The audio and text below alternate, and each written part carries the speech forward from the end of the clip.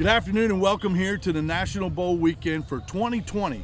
We're joined here with Mike with the East Penn Raiders. Tell us a little bit about your program and what brought you here today. Well, this is our first season as a team in the Allentown, Pennsylvania area, and there's a lot of untapped talent in that area in the region, and we put it together, and the guys really bonded well. We had a great season in MLF. And it just came together for us. And talked to Steve and Jim and those guys, and they offered us a chance to come down here and play a top quality team, and it was hard for us to say no. That's exactly right. You know, every year, this is being the 16th year that Jim's put on this National Bowl Weekend. It comes down to preparation. You know, it's a total different atmosphere. You're out of town. You're here for a championship game. Tell us a little bit about the preparation you got your team ready for today's event. The preparation in the Northeast is a little different than some of these southern teams. We have snow, cold, ice, and stuff up here. So we've been in a gymnasium. The Executive Education Academy was kind enough to give us their big gymnasium to be in through a December and a little bit of January here. So, we were just in there. Guys were wearing sweatshirts trying to get that stuff acclimated with the heat and stuff like that. So, it worked out well. We had a great attendance, like a 38 to 40 guys a gathering. Good. Guys are pretty excited about being here. What is the key to success today for the Raiders? Well, I think the key to success today is the guys got to go out and have fun, right? And that's been our motto all year long, that the guys got to enjoy what they're doing. If they're not enjoying what they're doing, then they're going to get in their heads. So, it's about going out here, having fun, executing, putting together what we had with the plays. And, it's a great bonding time with the group of guys that we have here, even though they've been together all season, just being away. But, we're looking to see what happens here against a great quality team and make any adjustments that we got to make and see how the outcome comes. Any key players that are leaders that are out there on the field that, we should be looking at to say, hey, this is a special player right here today to watch? Yeah, our defense was definitely one of our strongest points all season long. We have linebacker number 45, Marquise Brown-Lee. He's just been an absolute monster over there for us. Number 6 and number 4 defensive ends, number 6 Joe Davis and David Obganaya. I can never say his name right, so we call him Obi. He's the other end. Those guys put a lot of pressure up front on him. Nice. Offensively, we have a running back that's been looked at all across the country, and the CFL, Sean Ross, done well. Quarterback Tyreek Smith really brings a dynamic to the team. So we're spread out pretty good with the guys, and the guys know what's at stake, and we're going to see what happens. Coach Kiefer, best of luck. Enjoy it. Thank you very much for being here. Thanks for having us. All right, appreciate it. Thank you. Good afternoon and welcome here to National Bowl Weekend for the 2020 event. Here for the event today, I'm joined here with Coach McQuinn. DeQuinn. Yes, sir. And tell us a little bit about what brought your team here and a little bit about your game plan to be successful today. What brought us here is we're just ready to compete. We just Nice. want to compete on a national level. That's something we take pride in. And that's what we're here for, right? It's kind of what our organization is built on, is competing at the high level. This is the highest level.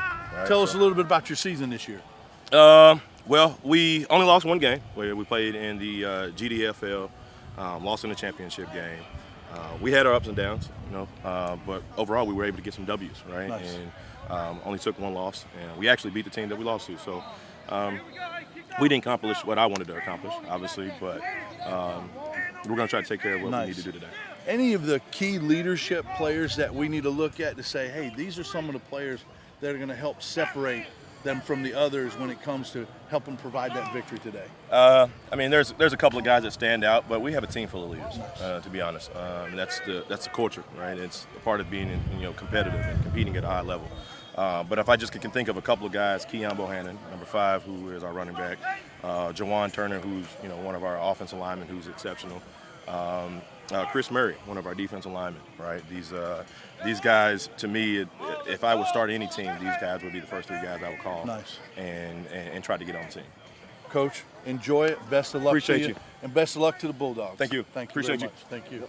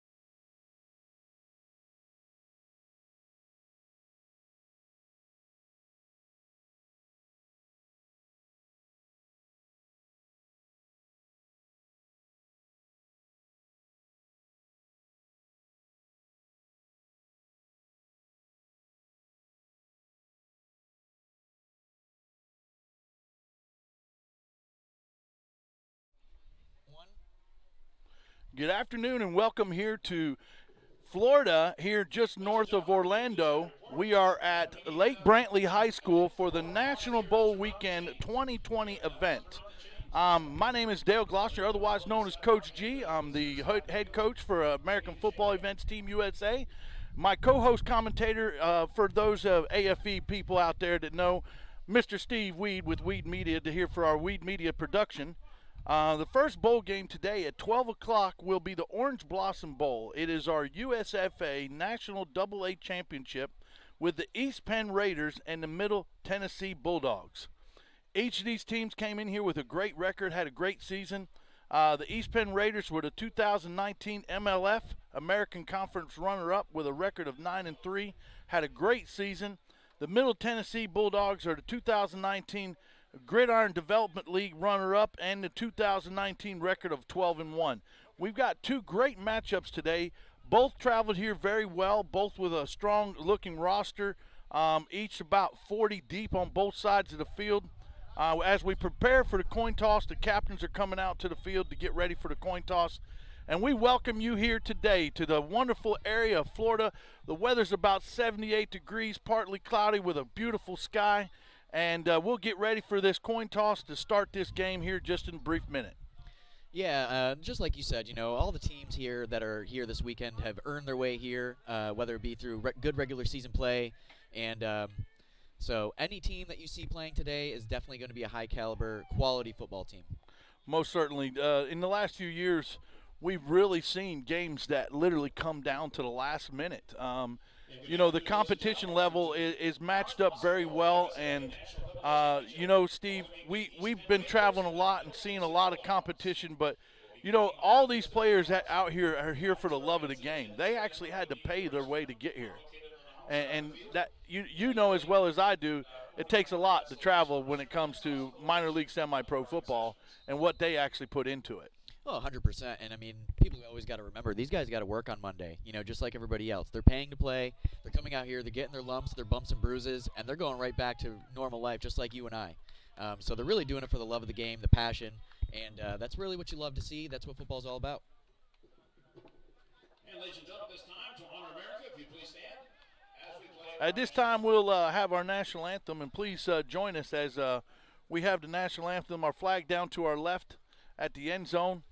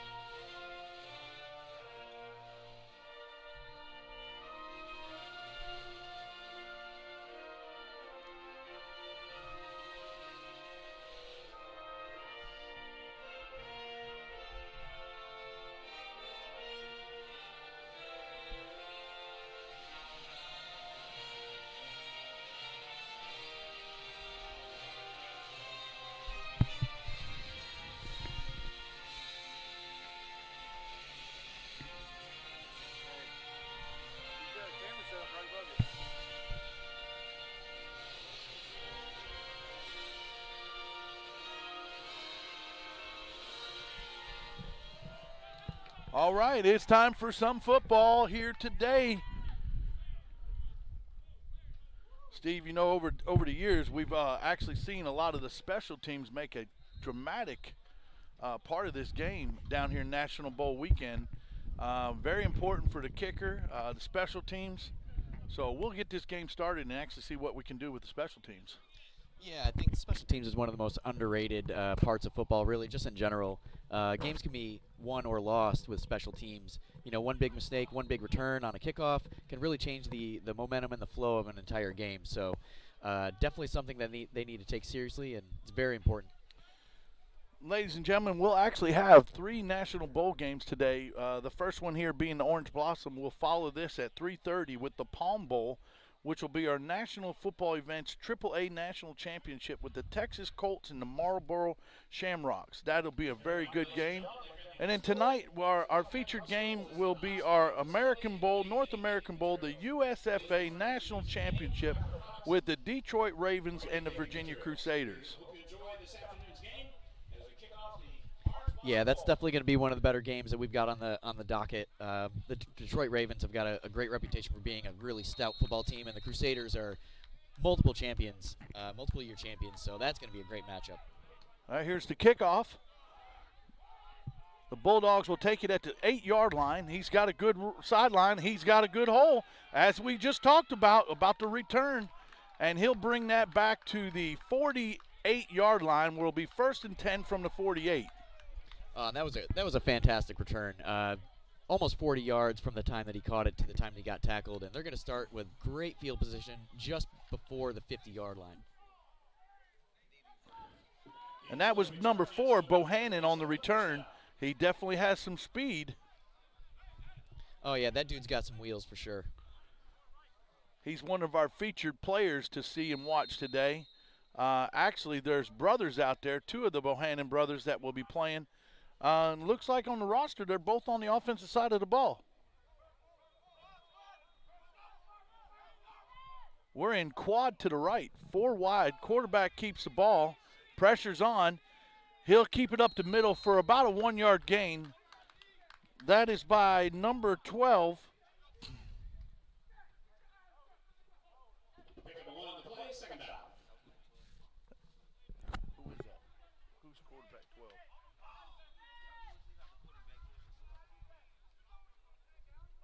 Is that him?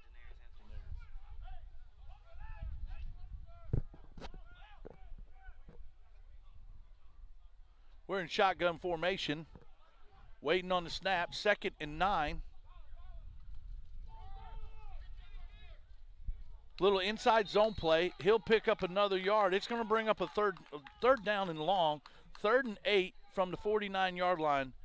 Steve, a little slow start. We'll see if we can get the momentum picked up. Yeah, a little slow start, and after an explosive kickoff return, you really thought they were going to come out swinging a little bit more than they have, but yeah, we're just going to have to see what they do on this 3rd down. Stays in the shotgun formation on 3rd down. Defense is setting a 3-4. Oh, high snap. It's over his head. He'll cover the ball up to bring it up to a 4th and long.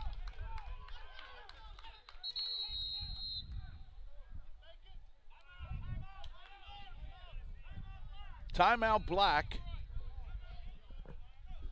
Yeah, I think the coach just wants to get his guys over there, calm them down a little bit. Got a little bit of jitters, it looks like. He had 2 high snaps right in a row. Yes, sir. And it almost looked like that first play was almost a broken play. It didn't really seem like a designed quarterback run, but definitely got to work out some kinks here. You know, big atmosphere, big game. You know, everybody's still a little bit, got the jitters a little bit tight. They got to loosen up and be able to play together, and we'll see if they can make a few adjustments. We're sitting at 4th and about 19. Yeah, it's 4th and a mile, so they're definitely going to be punting here. And, just like we were just talking about, the special teams are going to come back out on the defensive side of the ball.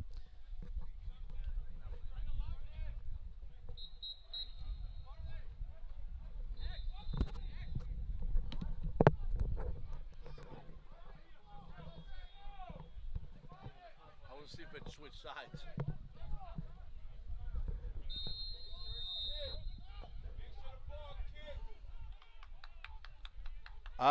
They're actually lined back up in an offensive formation on 4th and 19 from road sideline. We got a free play. Oh, offsides. He's going to go for it. Can he make the play?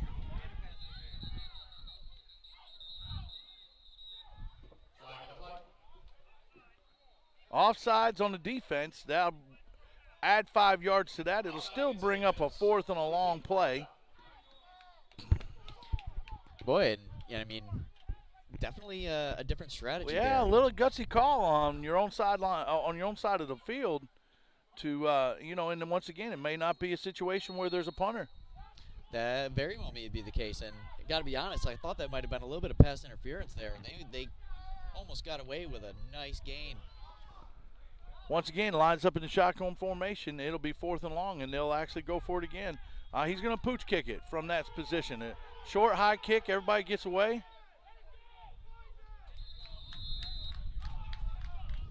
"20-yard punt. It'll bring up 1st and 10 from the 40 for the East Penn Raiders. That'll come out in their first offensive series. Once again, Steve, as you said, the little bit of jitters, the Bulldogs are going to need to settle down and get into this game and not let it get out of control on them. Yeah, absolutely. With them getting great field position, the defense is really going to have to step up here and, force a 3-and-out or at least get the ball back for their offense to give another crack at it. But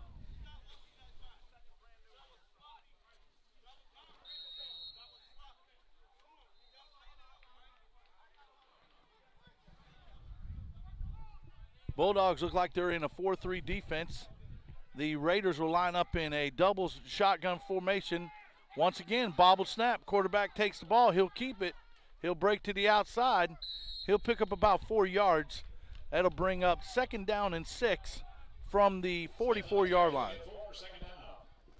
yeah, a little bit of a better execution for that quarterback keeper there than the Bulldogs. But a nice gain from the quarterback. Once again, a little bobble snap. Still the jitters are there. Everybody's going to have to relax. We're still in a shotgun formation. Doubles on both sides. Linebacker showing blitz. We'll run a zone play. Running back will keep it. He'll get it back to the line of scrimmage for no gain. That is carried by Sean Roth from East Stroudsburg University. 5'10", 215 running back.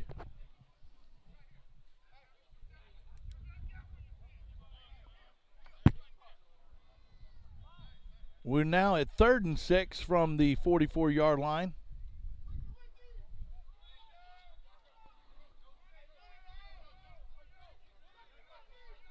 QB Smith lined up in the shotgun, still in a doubles formation. Bulldogs show. Oh, got a free play. Oh, they're going to blow it dead. Blow it dead. We'll see how they call this, which side moved first.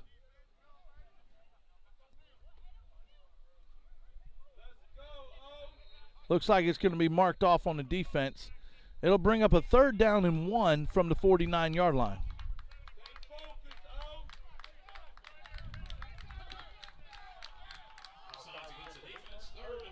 Definitely a much more manageable position, Steve, from 3rd and 1 versus 3rd and 6.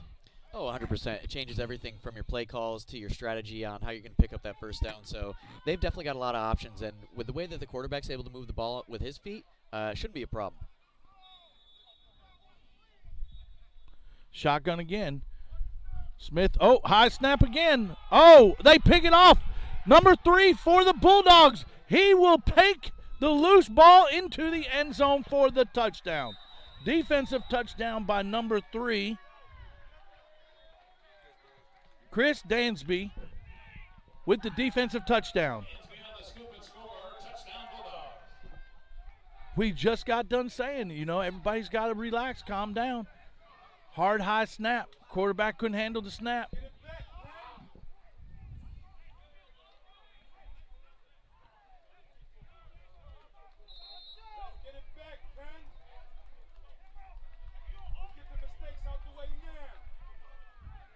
Boy, what a huge play. Quickly putting some points on the board after the offense really did struggle. So it looks like the defense might be the one to step up here today for the Bulldogs. Both sides of the ball. Offense struggled a little bit. Defense made a play. 6 points on the board. NFL extra point kick coming right now. And it's on its way. No good. Wide left by kicker number 10, Borden Jacob. We have a penalty. They'll get 5 yards, move it closer up. Looks like we'll have a re-kick by Jacob. And some of these mistakes and penalties are really going to come back to haunt the East Tennessee team. You just got to weigh. They missed the kick. Now they're going to get a chance a little bit closer. If this goes through, it's going to be something to go back and look at the end of the game.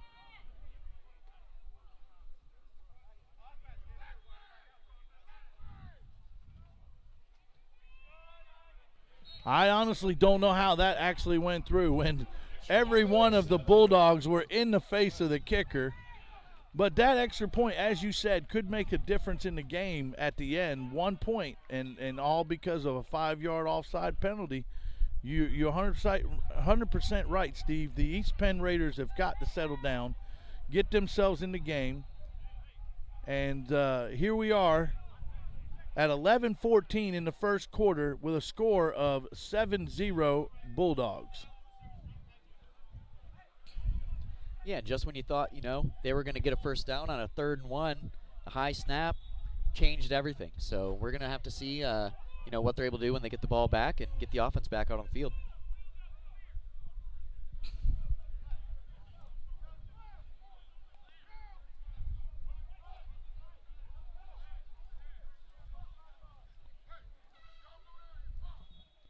Getting ready for the kickoff, the East Penn Raiders, one of the players back deep, number 9.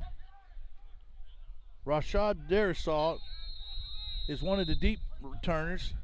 Jacob, our kicker for the Bulldogs, getting ready for the kickoff. What a beautiful day, Steve. What a beautiful day. Perfect day for football. Good kick. The ball will be kicked to about the 11-yard line. Return from about the 11. Great coverage on the Bulldogs. Tackled by number 17, Arnold Billy, with a great tackle. That'll put the ball at about the 23-yard line. It'll be 1st and 10 from the 23 for the East Penn Raiders. We'll see if the coach had a chance, Steve, to calm them down, get them back mentally, to get them into the game, to be able to do something on the field. Yeah, you can really only hope. That's all you can do from a coaching perspective. You've got the squad, the team's good, you made it all the way here, but now it's time to perform and, get some of those jitters out of the way and do what you can do on the field.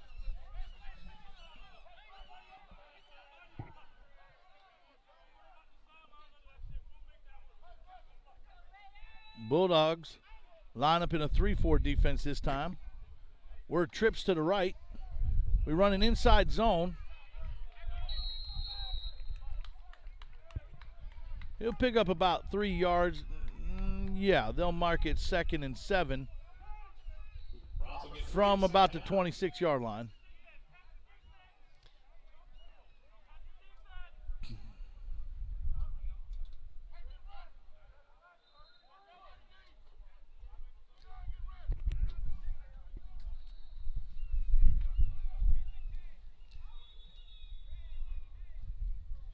Lined up trips, motioning back into the play.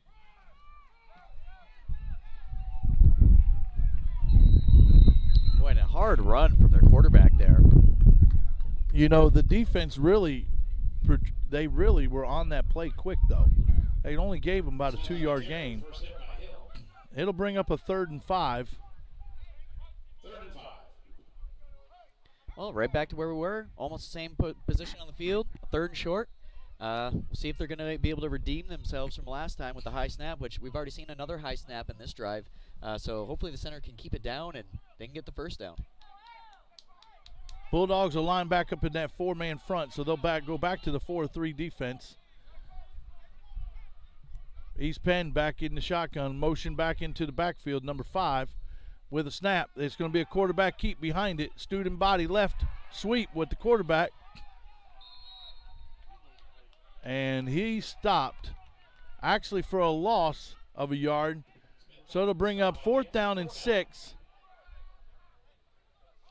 Yeah, the defense sniffed that out right from the jump, and they swarmed the ball quick. They didn't even give him a chance to get close to the first down marker. Looks like the punting unit's going to be making their way out on the field here for the Raiders. Who's the guy deep?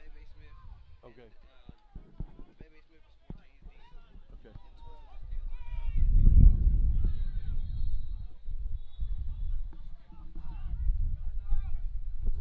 Bebe Smith, number 14, is back deep for the punt. It's a nice punt. He'll have a chance to take a return. He eyeballs it in. He's got it. Now he's going to make a move towards their sidelines. He's got a lane. He's got some wheels. He's back across the 50. He cuts it back. He's going all the way. He's down to the 5, the 3. He's in the end zone. Oh, man, there was a couple key blocks made on that return that opened that right up for him, and a couple of guys got smashed.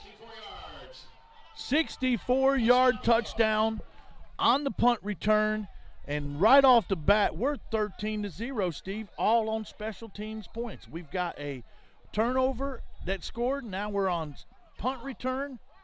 No offensive points have been put on the board. Well, I mean, exactly what we said before the game. The special teams can make a huge make-or-break difference with the games, and we're seeing that play out in front of us right now. Bebe Smith was listed as one of the key players to watch, and now we understand why, with that speed and quickness to get to the edge, read the blocks, and score. And a couple of those blocks were just phenomenal. They really opened up the field for him, and he was able to, I don't even think he was touched on that return. Jacob with the extra point. The kick is up. The kick is good. Number 10, Borden Jacob with the extra point. He'll bring the score 14-0 with 9 minutes to go in the first quarter. We want to thank Lake Brantley here, the high school, the staff, for a beautiful complex, beautiful field, Steve. You know, just over the scoreboard in our backdrop is Lake Brantley Lake itself. It's an incredible atmosphere. A lot going on here this Martin Luther King weekend. Directly behind the press box, as we are having National Bowl weekend, is a polo match, which is pretty entertaining to go back and see some of the polo games going on. Yeah, not only is the location fantastic, but this field is phenomenal. It was just returfed earlier this year. I believe he said it's only 7 or 8 months old. Yeah. So this turf is basically brand new. It's a great surface for these guys to play on, and you know, anybody that has played semi-pro knows you don't always have access to the best fields. You're kind of at the mercy of your location to give you what you can use. So these guys are probably really stoked to be able to have a nice playing surface to play on today.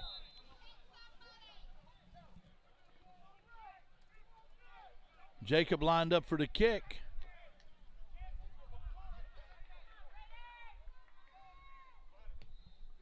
He'll kick it again. It'll actually be a little bit longer at the 9-yard line.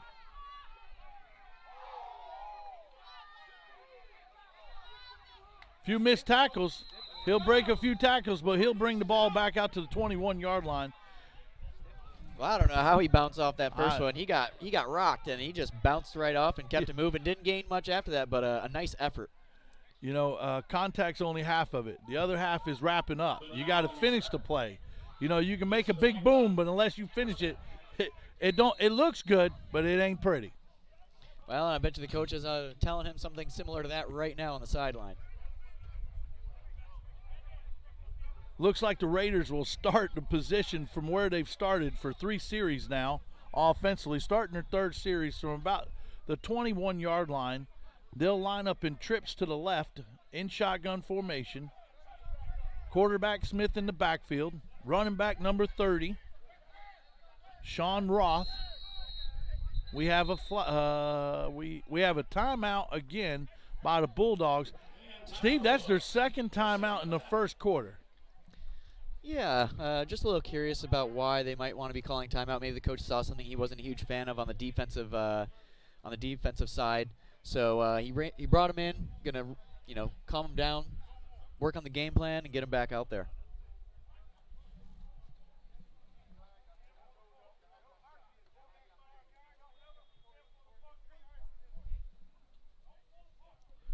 That Bulldogs defense has been aggressive right off the bat.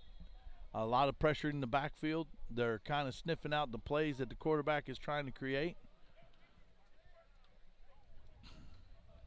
East Penn needs to take this opportunity to see what they can do offensively and put a scoring drive in to keep this game pretty tight here in the first quarter. With 8 minutes, 54 seconds left in the first quarter, we're already at 14-0 with the Bulldogs. Yeah, this is a big drive for them. If they don't put any points up, this game could get out of hand quick. The last thing you want to do is go down 3 possessions, 3 scores this early in the game. So big possession for the Raiders. We're in trips to the left. He takes. We're gonna have another quarterback draw on number 1. The defense sniffs it out. Number 25 and 13 for the Bulldawgs. Run him to the sideline. Number 13 Cornelia Vaughn, and Martin Anthony push him to the outside. He'll pick up about 6 yards. It'll bring up 2nd and 4 from about the 28-yard line. Yeah, and it looked like he wanted to throw the ball there, but the defensive backs really held down the receivers well and forced him to scramble and only get a short gain. You know, it's kind of amazing. We're halfway through the first quarter and haven't seen the first ball thrown. We saw one pass by the Bulldogs that we saw was a potential pass interference. He's the pressure again.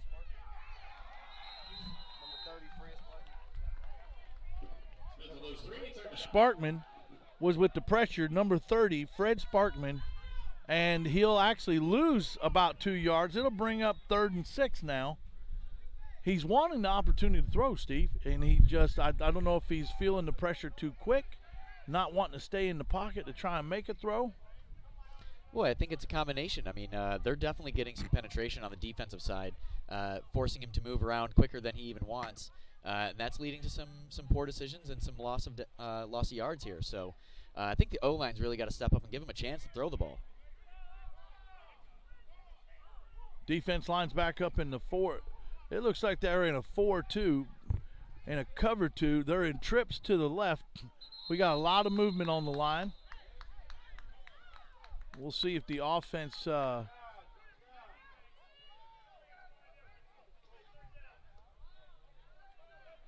it'll be on the defense. That'll bring up a very boy, that looks like to me first down. Yep. That'll result in a first down on an offsides on the Bulldogs. Yeah, you know they'll be hearing about that from the coach when they get back on the sideline. Yes, they will. So we have 1st and 10 from the 31-yard line for the Raiders. Once again, he stays in that formation. We're trips to the left. Shotgun formation. Smith in the backfield. He'll take the snap. This time he's looking for an opportunity to throw the ball. He's going to go deep. Number 12, can he get there? No, he cannot. Good coverage on the corner, number 16.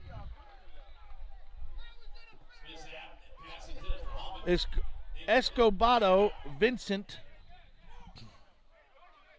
Wait, that was I take that back. That's number 16. They've got 2 16s, one offense, one defense. That's Dyson Anthony. Anthony Dyson with the defensive coverage. Wait, that was a pretty nice thrown ball. Yeah, it was. I mean, it was definitely in the range. A tad long, but it was right there, and that would have been a huge play for the Raiders. 2nd down and 10 from the 31. As the offense breaks the huddle, they'll come back to the line of scrimmage. Once again, trips left. There sure hasn't been a lot of variation to the formations from an offensive standpoint. We've lined up in trips left about 6 or 7 times in the first 3 offensive series. No motion, straight go. We got all hook curls. Number 1, he's going to scramble. He looks for a throw. He underthrows number 5. That would have been good pickup for about 8 yards. An incomplete pass, and we'll bring up 3rd down and 10. Got a little jawing going on the field. You know everybody wants this win bad, so no surprise there. Definitely a lot of bragging rights here for this national championship game. I know one thing, they better find out a different route if we end up on 4th down and not kicking it to Bebe again. Yeah, this is a big 3rd down for the Raiders. Either you get the first down to keep this drive alive, which is desperately needed, or you're going to be in a 4th and long situation. And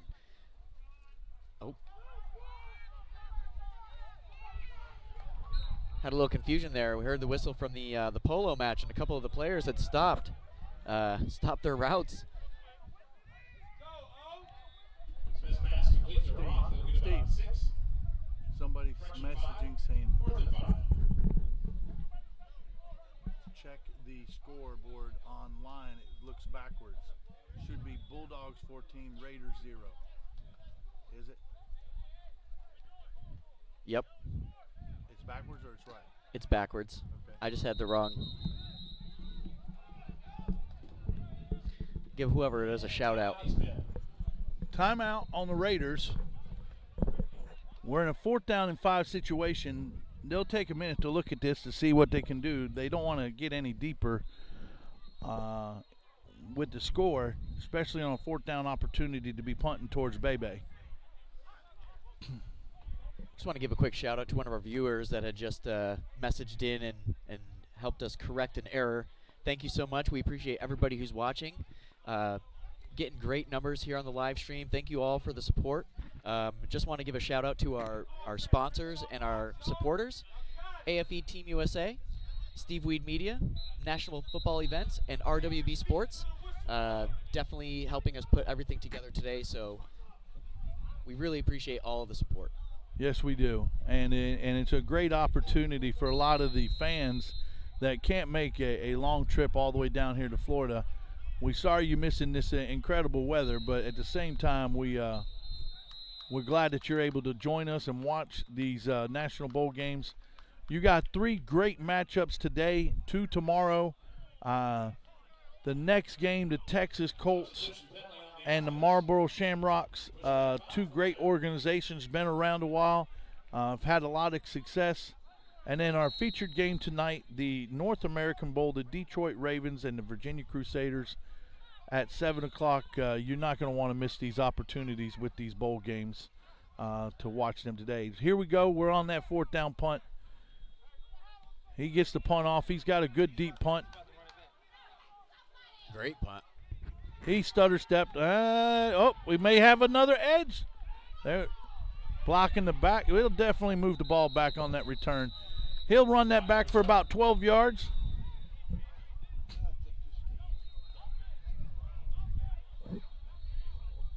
We'll have a block in the back, so it'll back him up 15 yards from that return, where the Bulldogs will take over 1st and 10.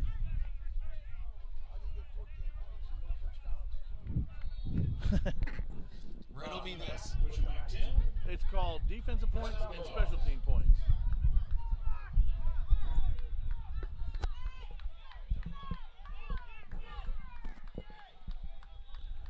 That'll build the ball back to the 28-yard line. Will be 1st and 10 from the 28. The Bulldogs will line up trips right in shotgun formation. We are empty backfield, so we're in 5 wide receivers. Defense is in a 3-4. They're going to fake the jet sweep. He's looking for a pass. Wide open receiver. Number 4 has got some room to run. He makes a couple moves. Few missed tackles. Oh, boy. That was a very, very dangerous collision that we just witnessed here. He immediately fell down, and hopefully he's all right. He took a straight shot to the face mask by his own player. He's moving his legs. He definitely looks a little bit hurt. Yeah, he got his bell rung pretty good, so hopefully it's nothing major. But we're going to take a quick injury timeout, and we will be back here in a minute.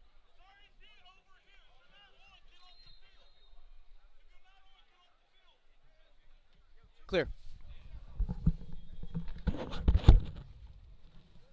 Are you in the goodie bag there, Hot Rod?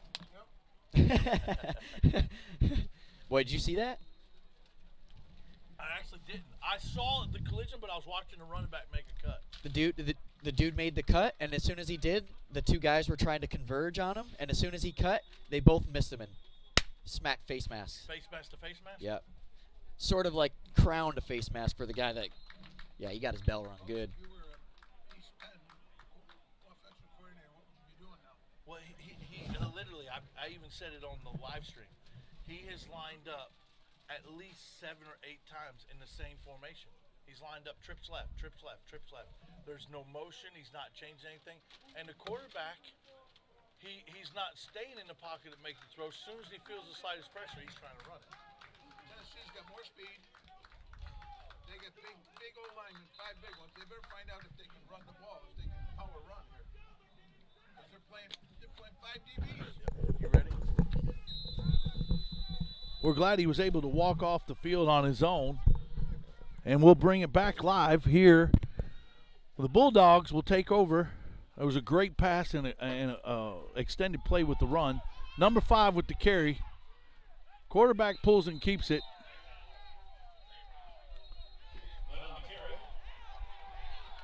Yeah, we got some jaw jacking going on. Yeah, Flag on the field. Yeah, that's going to be an unsportsmanlike conduct. He had a nice block. He pancaked the guy, and then he stood over him. You know, you can't be doing that. You got to play smart.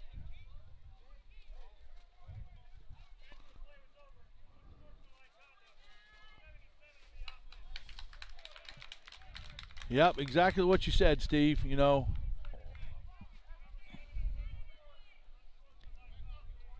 Unsportsmanlike conduct. Again, NFL rules. His first unsportsmanlike conduct of the game. And a second one. Well, Coach, you know better than anybody as a coach yourself. I mean, that stuff's just got to roast you. It's completely avoidable. It's a decision that's made, you know, in the heat of the moment. But it really does hurt your team, and it hurts your drive. So now we're looking at a 2nd and 20. yeah, and immediately the coach pulled him off the field. He's going to get in his ear, which that's what the coach should do. Number 5 with the draw up the middle. He'll pick up about 8-9 yards back of that. He'll pick up 8 yards of that loss. It'll bring up 3rd and about 12. They'll mark that 3rd and about 14 Yeah, from the 47-yard line. Low snap.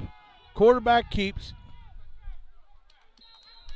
Well, it looks like the East Penn Raiders have stepped up their game a little bit defensively.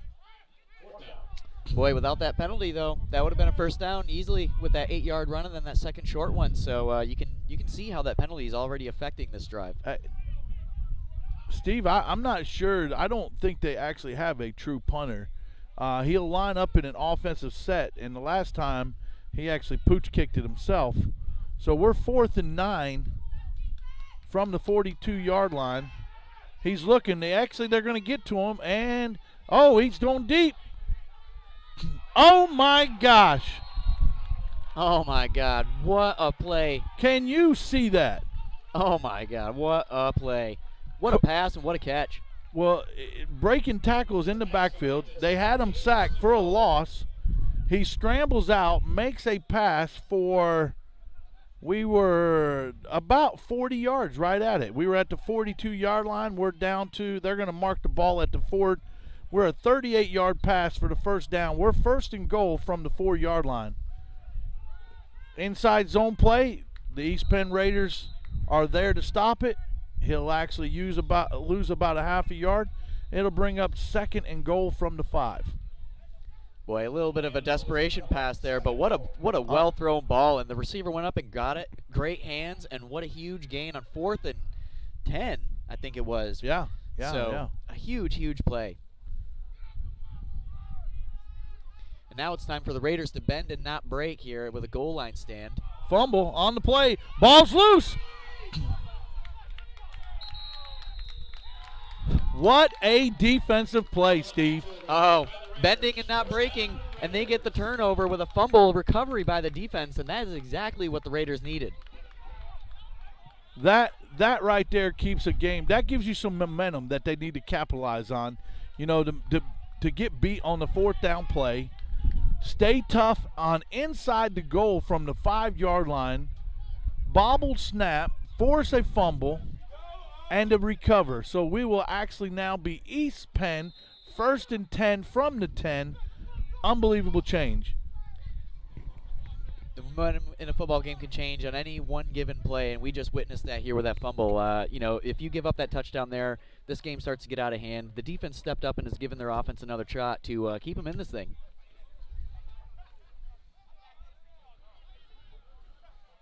This time Smith will line up shotgun at quarterback in doubles both sides of the field. He looking. He's already got pressure in his face. He's got a chance to run. He's got a little bit of wheels. I like that at the end of that play. Lowered his shoulder a little bit, letting him know I'm a quarterback, but I'm a football player still. I was looking for him to run out of bounds, take that sideline, but he did not. He decided, you know what? I need to show people I'm here to play, and he lowered the shoulder, picked up actually another 2 yards at the end of that run, Steve. So that actually will move the chains. 12-yard pickup. We will be 1st and 10 from the 25-yard line. Yeah, that was just a great effort from the quarterback. You know, he knows everything's on the line at this point, and they're definitely playing that way.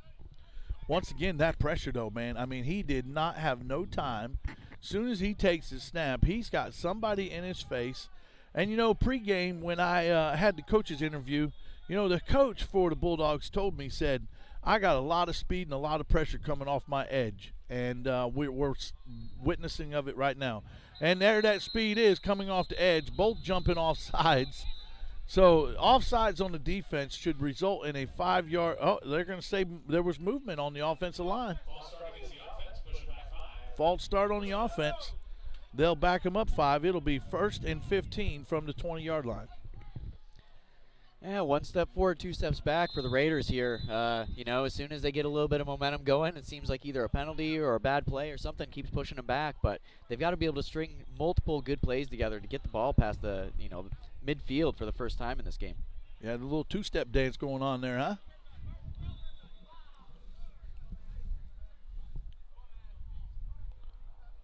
That East Penn, they've got a big-sized line up front. They just getting beat with the speed on the edges. They're going to have to tighten up. Give them a chance to be creative with the ball. Once again, doubles formation, split to both sides. Smith at quarterback. He'll take the snap. Pressure coming. He throws it. He's got a man open. Oh, we have another defensive turnover. Quarterback took a major hit when he threw the ball.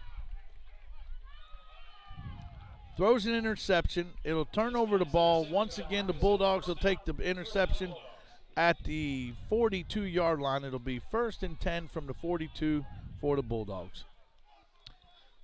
Man, that's just, if you're a Raiders fan, that is the last thing you want to see. Not only did they get the pick, but the quarterback got crushed. So he appears to be okay, but he was definitely a little shaken up after that last hit.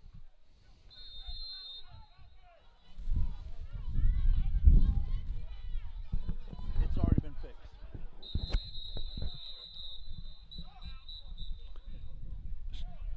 She sent it to me as soon as I saw it. We fixed it. Timeout Raiders, their second of the quarter. And we've got a timeout from the Raiders here. They're going to talk it over a little bit, see what they can do to get another defensive stop here. Once again, we want to thank some of our sponsors and some of our people.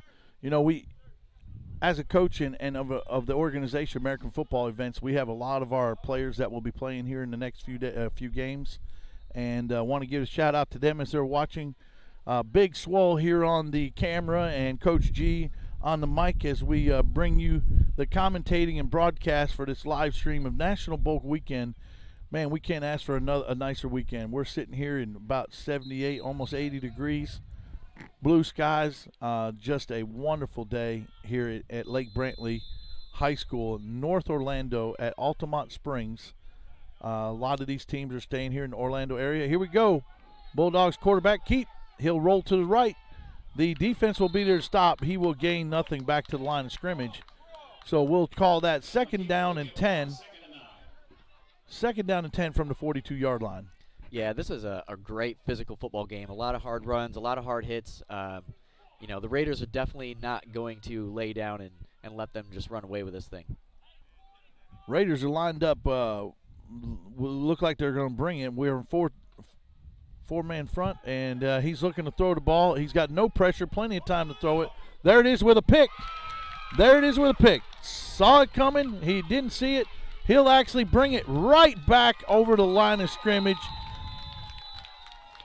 Boy, that was a very poorly thrown ball. I don't know if he was double covered, and then now they're going to have the best field position that they've had all day. Steve, he had a chance to go to McDonald's, buy him a Big Mac, come back, still eat his burger, and still had time to throw, to make a poor decision to throw that interception. But, the Bulldogs are still showing a tough defense. The Raiders have to find a way to move the football other than on the defensive side and get some offense to get back in this game. Here we are with 22 seconds left in the first quarter, and we literally have just now moved the ball from the original line of scrimmage by 2 yards. Yeah, if you're the Raiders defensive squad, you're just hoping that your offense can start to put something together because they just keep stepping up and stepping up and stepping up. So we'll see what they do with this next opportunity. Yeah, we're looking down here at the sidelines, and the coaches are working with them. They're doing what they can to put these guys in the best position they can. The Raiders will line up again, doubles spread with shotgun formation. Smith waiting on the snap. Doing a hard count, trying to get them off. They run that zone play. Number 30 makes a couple cuts. He won't get past the line of scrimmage. So actually they'll mark him for a 1-yard gain. We'll bring up 2nd and 9. 2nd and 9 from the 48-yard line. Have they even been across the – I don't think they have. They ain't been across midfield yet, have they, Steve? They have not. This is the best field position they've had all day. And that's the end of the first. And that'll bring us to the end of the first quarter with the Bulldogs 14, the Raiders 0 here at Lake Brantley High School, the home of the Patriots. And we'll take a short commercial break and be back with you here at the start of the second quarter.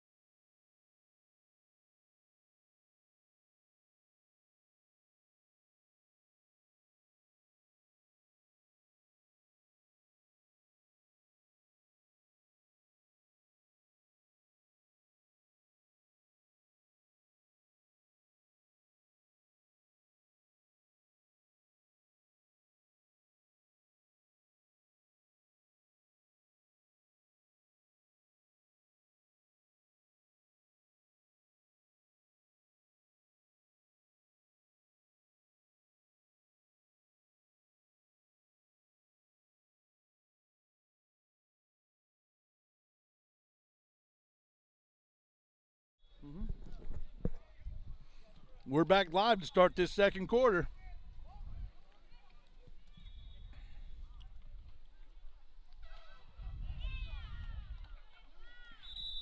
Swing pass, and he misses his target to the running back. It'll bring up an incomplete pass. We'll bring up 3rd down and 9 from the 48-yard line. Yeah, I'm not sure what happened there, if that was just a bad pass or, a broken play of some sort, but it wasn't even close to being a completion. So they're definitely going to have to revisit their offensive strategy. Everything they've tried really hasn't worked, so they're going to have to try to do something different here going forward.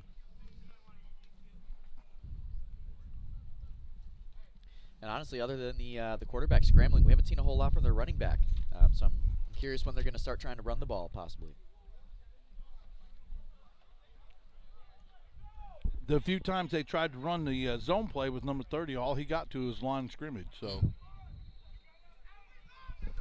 it looks like they're showing run right now, but we'll see. They lined up with a fullback. They're in an I backfield, quarterback's underneath, and they'll try to run it. That defense was swarmed to the ball. The Raiders still have not got over the 50-yard line. It'll bring up 4th and 10. They'll lose a yard, so it'll be from the 47-yard line. Quarterback calls. Looks like the Raiders will bring out the punt team.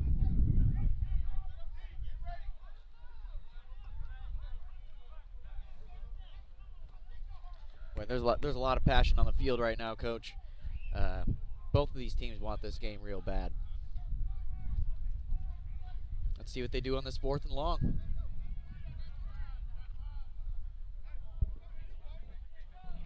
The Raiders decide to stay on the offense. Lined up, trips to the left, shotgun for Smith.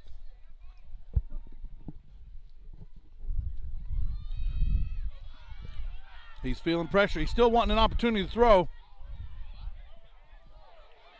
That interception was probably as good as a punt, Steve, in a 4th down situation. Bulldogs with the interception again. Quarterback really did not have anybody to throw the ball to bring it to the 42-yard line. It'll be 1st and 10 from the 42-yard line. Yeah, like you mentioned, I mean, it was a 4th down play. He was really just trying to make something happen with not a whole lot to work with. So, essentially the same as punting the ball, but a little more demoralizing when you're throwing picks. Yeah, and there's not many people, I don't care what level you're at, that's going to just bat that ball down to take it back to the line of scrimmage, which would have gave them another 20-yard advantage. Defensive players, a lot of times, man, that ball's thrown, and that's why, you think of it, the quarterback actually made a smart decision. Hey, I'm going to throw it right into a pick, give my guys an opportunity to make a tackle. Oh, and we've got a player down on the field. Oh. Nope, he's up. Number 4, he was Swarming on the field like a worm. I don't know what was up with that. Yeah, it looked like he was hurting. I thought he was doing a dance move. But that's a 5-yard penalty that they're going to get. So that's going to move the ball up, make it a 1st and 5. We give out a shout out to one of our, here we go with the draw. They'll run it up to play. Oh, with a little bit of push from the offensive line, he'll actually drive that across the 50 for the 1st down and move to chains. That'll bring the ball down to the 46-yard line. Will be 1st and 10 from the 46. And you know what? I love that they're going into a hurry-up offense right here. Definitely don't need to, but they know that they've got the defense on their heels and they're looking to take advantage of it. And run it again. He'll break it outside, break back in. Oh, hey, a couple missed tackles, so we got a face mask. They'll add another 15 yards to the play. That's by number 21, running back Thomas Demarco. Thomas is really lighting it up right now. And like you said, Steve, that fast-paced offense right now, they're getting back right to the line of scrimmage, snapping the ball, keeping the Raiders on their heels, and it looks like we actually, for the first time, we've had a couple great back-to-back runs. Yeah, that was, just great work from the O-line in the trenches, opening up a hole for them, and everybody saw the face mask at the end. The entire world that was watching the stream saw that one, so they got an extra 15 yards from that, and now they're knocking at the door in the red zone. Once again, they don't even huddle back to the line of scrimmage. We're in shotgun formation. Trips to the left. He goes off outside to the left. 21. DeMarco breaks it to the outside, and he'll pick up a couple yards. He'll pick up about 3.5. It'll bring up 4 yards they'll give him. It'll be 2nd and 6 from the 12-yard line. Boy, and that number 21 runs real hard. Every time he gets the ball, it takes 2 or 3 guys to bring him down. He just keeps his legs moving, and it really shows when he picks up some extra yards after the contact. Thomas Demarco is the running back, number 21. I believe they have changed him out to number 5, who's got the speed. He made a couple good missed tackles there. That is by one of the Bohannon brothers, Keon Bohannon, with the inside zone play. And he'll get the first. He'll bring the ball down to the 5-yard line.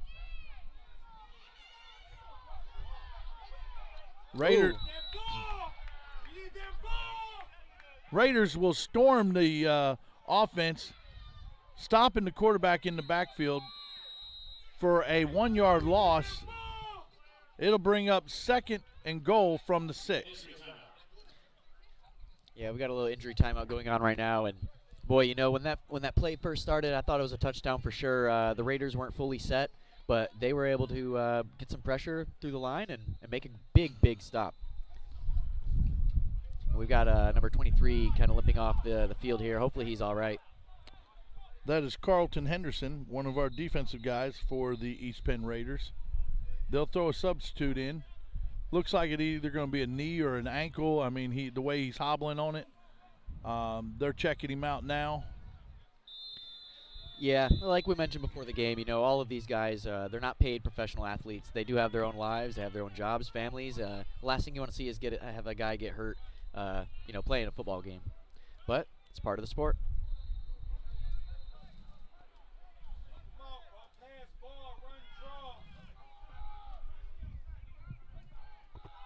We'll go trips to the left, tight end to the right, shotgun formation, 1 back set. Number 4 in motion. He'll motion to the number 15 keeps it. Man in the backfield, empty. And that'll go to the tight end. Number 19 for the Bulldogs, Jacob Sawyer.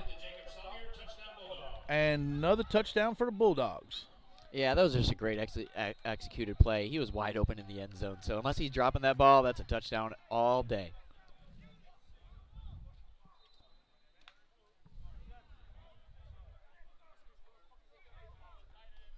Jacob Borden will come out, number 10,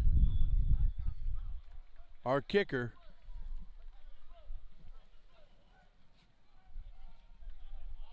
Steve, you don't have to be big to be bad because that kicker is not the biggest guy, but he's got a strong leg. Let's see him put it through the uprights. Good snap, good hold, good kick, and it's wide to the right.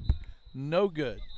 So that'll bring the score 20-0 here with 11:25 before the halftime here in the second quarter.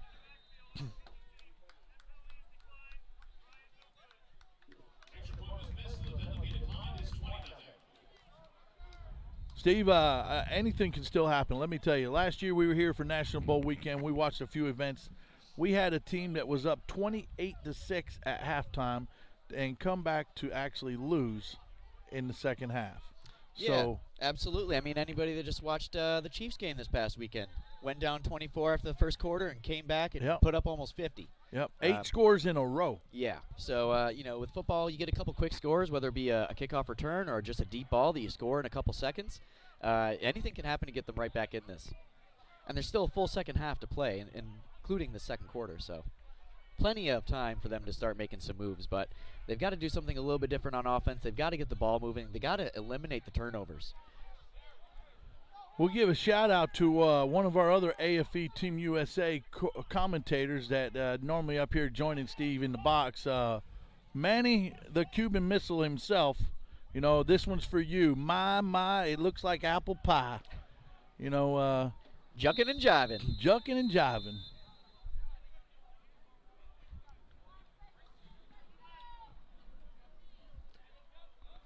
Jacob Borden, number 10, lines up for the kickoff.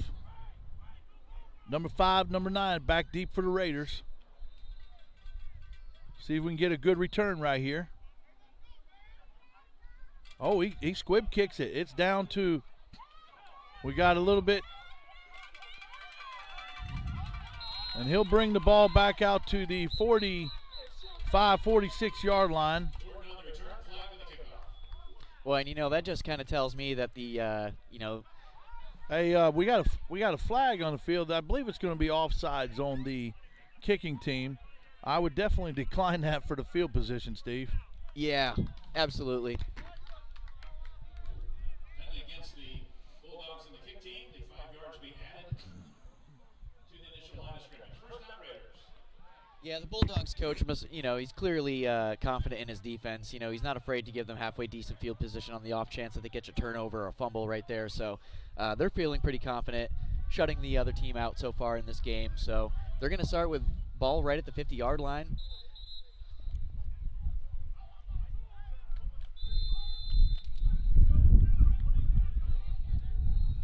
Raiders slow to get out there right now. Yeah, and the play clock is running. White has already put it in motion, so he put the play clock in motion. So they're going straight to the line of scrimmage for the snap. Yeah, not a lot of urgency there. They've got to put a little life back in themselves, and they need a good possession. They need a good drive, put some points on the board. Looks like now he'll go with a split backfield to give a little added protection. He's got an open receiver. There's a completed pass, Steve. Good catch on the outside. Good for about 14 yards. Yeah, and, you know, the one player over there is kind of arguing and pleading for a flag there. But, hey, you know, it's football. That was a hard hit. Great play. Like you had mentioned, you know, one of their first completed passes that they've done. So they finally have got a little bit of momentum. Steve, they're past the 50. The Raiders are on the move. Oh, and who do we have here? None other than Marlon Richardson, coach with AFE Team USA, up here at the booth to say hello. What's up, Coach? Here to join with the Texas Colts in the next featured game. There's a pass deep, just outside the hands of the receiver. Would have been a great play right there in itself. Boy, and that's the kind of play that they really need to get just to keep, the flow of the drive going.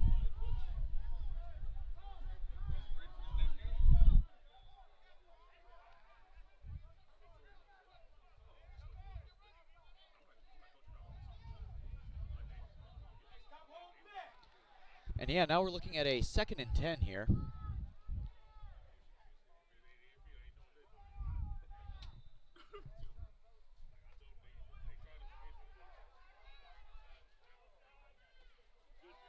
Woo! Great pass, great job.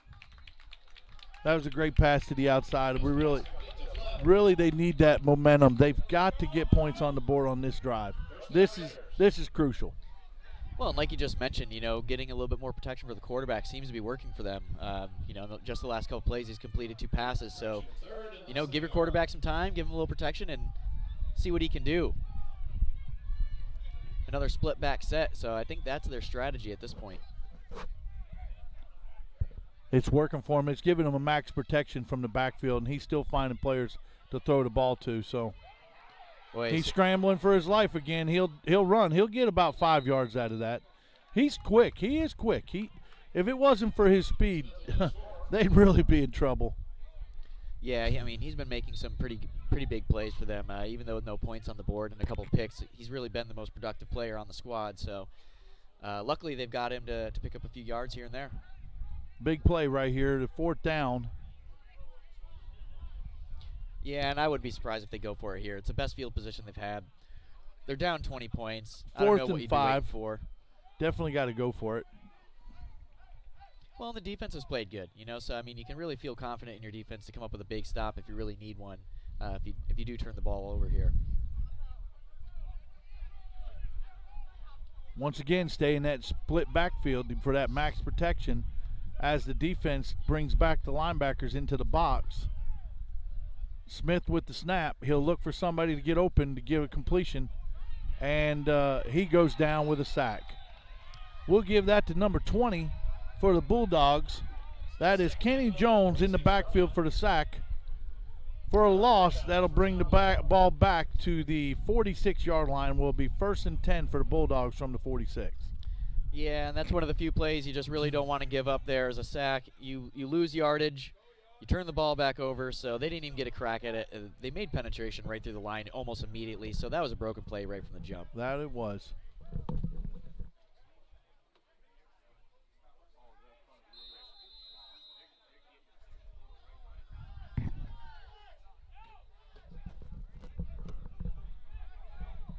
Don't even have enough players on defense on the field. Got one running on. Good tackle by number 45 for the Raiders. Marquise Brownlee.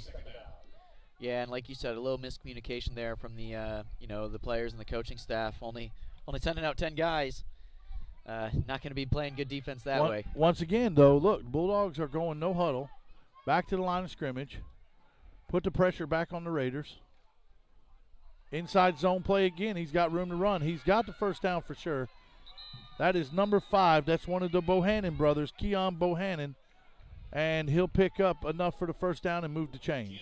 Boy, and that guy is real quick. And, they've got the defense on the heels, and they're going to keep running with this no-huddle offense and, get the most that they can out of it. You got the brothers out there, number 4 at wide receiver at the slot position.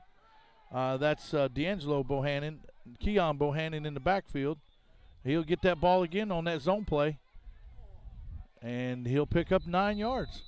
If it ain't broke, don't fix it. You keep handing the ball, he keeps picking up 9 to 10 yards every time. Right back to the line of scrimmage. No huddle. Keep moving the football. Hey, until they stop it, why would you do anything different? Force them to stop the run, and when they stop the run, you go elsewhere. So the Raiders have got their work cut out for them.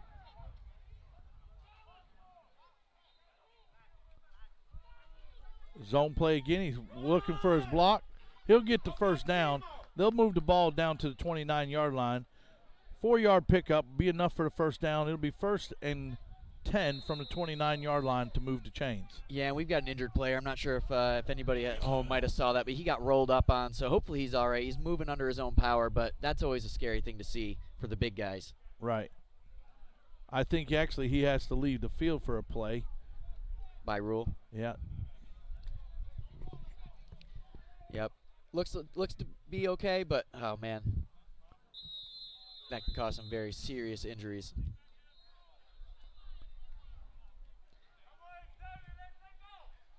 So with 7:30 left in the second quarter, lining up the ball, 1st and 10.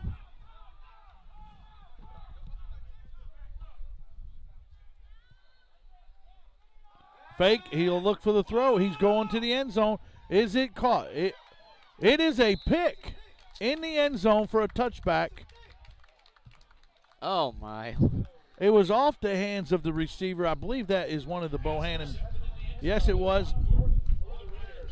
The Raiders will actually pick it in the end zone. The Raiders will take over 1st and 10 from the 20-yard line.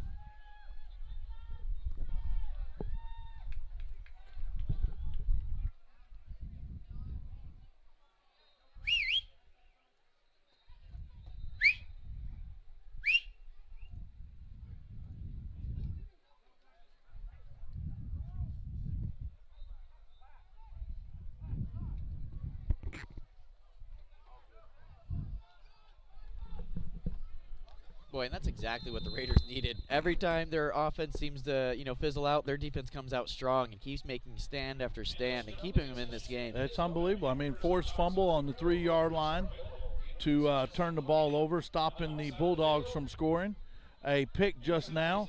That's 14 points kept off the board right there. Oh, absolutely. So the Raiders come back out with that max protection, which they were moving the ball fairly well with that. So we'll be split backs. Shotgun. Smith takes the ball. He's looking for help on the we got a quick short pass. Boy, he might have got there a half a second early, though. I was thinking the same thing, but apparently the referees didn't see anything on the field worth throwing the dirty laundry, so they're going to get away with one. It's going to be 2nd and 10. 2nd and 10. Pass was intended for number 17 for the Raiders. That's Darius Wade.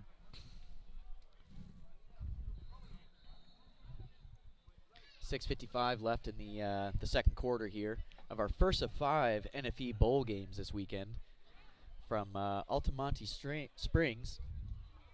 Yeah, what a beautiful atmosphere here at Lake Brantley High School. We will be following this game up with our next one, the Palm Bowl, Texas Colts and Marlboro Shamrocks. Here we go, Smith in the shotgun, split back look. He's got some protection. He decides that he'll run. And he picked probably the one place not to run and is tackled at the line of scrimmage. So it looks like they'll give him 3rd down at the line of scrimmage. Fighting over the ball. The guy won't let go. Yep, good time for a flag. Calm him down. Let's get back to the huddle, get back to a football game. Well, they're fighting for the ball, but, geez, guys got tackled. You still got possession. You got to play smart out there, fellas. Officials needs to take control at this point. We got coaches, we got other players walking out on the field. They just need to get their team separated. Offense needs to back up and huddle.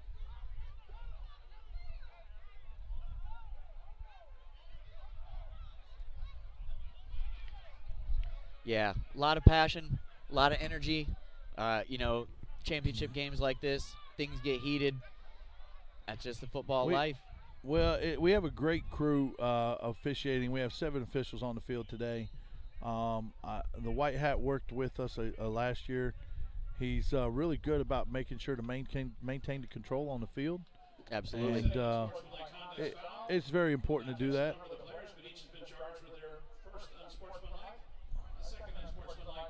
So with the two, it was an unsportsmanlike on both sides of the ball. The offset, it'll stay with 3rd and long, 11 yards from about the 19-yard line.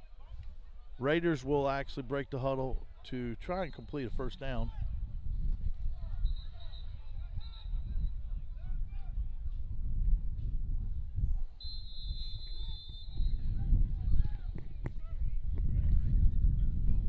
Boy, they had those hamburgers and hot dogs grilling there at the concession stands. That smoke was getting to me there, Steve. About time for one of those hot dogs. I could not agree more.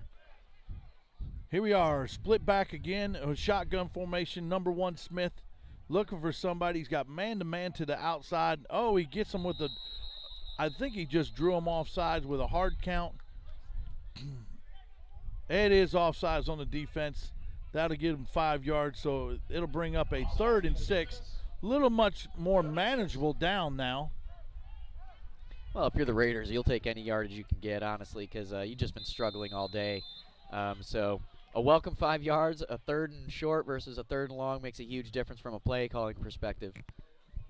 Once again, thank you everyone for tuning in and watching this live stream here at Lake Brantley High School for National Bowl Weekend. This is the 16th year for National Bowl Weekend, sponsored by National Football Events and our founder and director, Jim Nugent, has done a superb job over the years, and we couldn't ask for a better chance to see two quality teams play football today.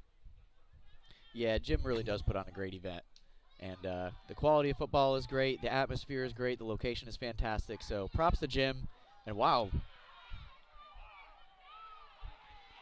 I'm not sure what number that was on the defensive line, but he literally hurdled an offensive line player to get after the quarterback. A great athletic move there.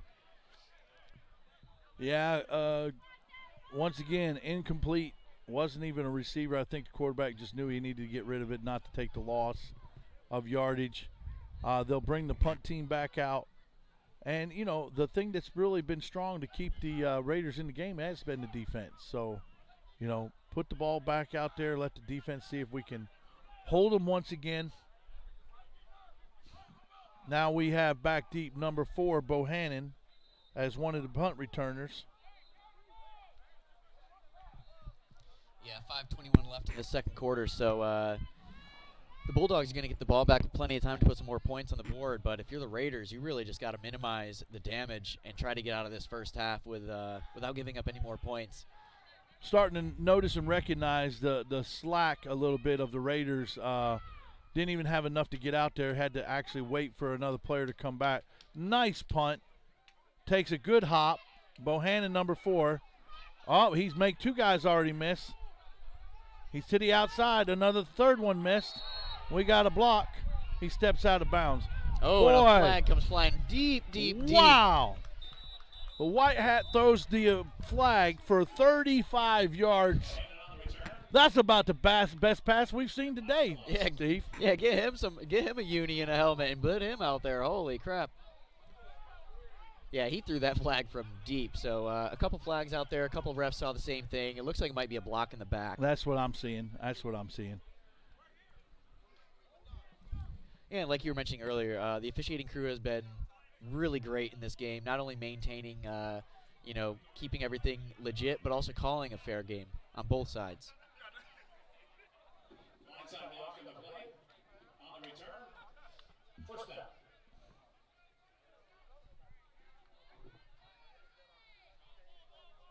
Yeah, so the Bulldogs are going to actually start from their own 25-yard line. So not terrible field position, but that definitely negates a good chunk of yardage that he had gained on that return.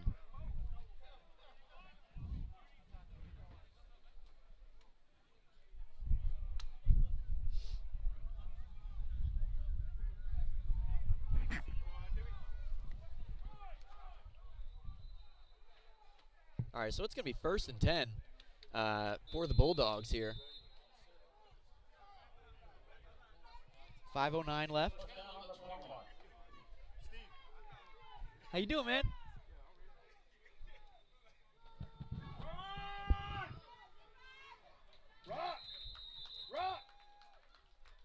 Yeah, and this first down play, they gain, gain 3 or 4 yards, so it's going to be 2nd and 6, 2nd and 7-ish. So not a bad first play for the Bulldogs.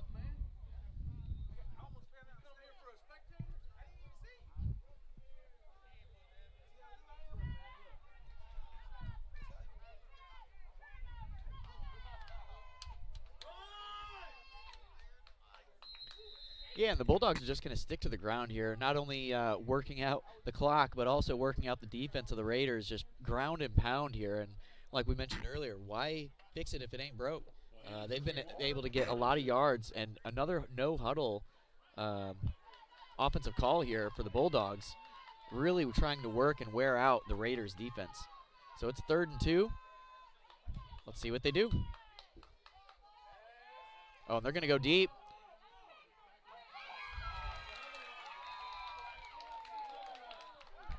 And we've got an injured player. That's number. Pass intercepted by Carlton Henderson. We're going to take quick injury timeout. We'll be back.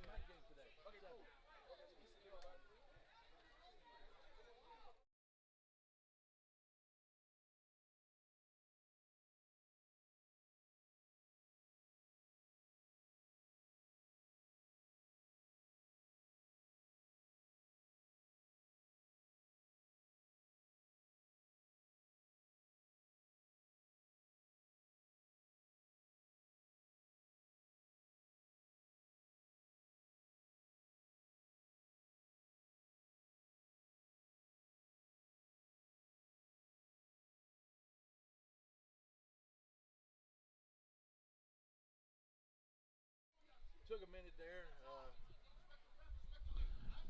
Welcome back. I took a minute there. Some of the AFE Team USA players that have showed up in the house to watch the second half of this game and get ready for the next one as they play with the Texas Colts. Little pooch kick. Nobody back deep to return it. I'm not sure exactly why we had no return man. Raiders will definitely have to do some adjustments at halftime, Steve. They need to go in the locker room, come back together as a team, know that, we've got to work together to make this possible. They've got a good squad here. They brought about 40 players.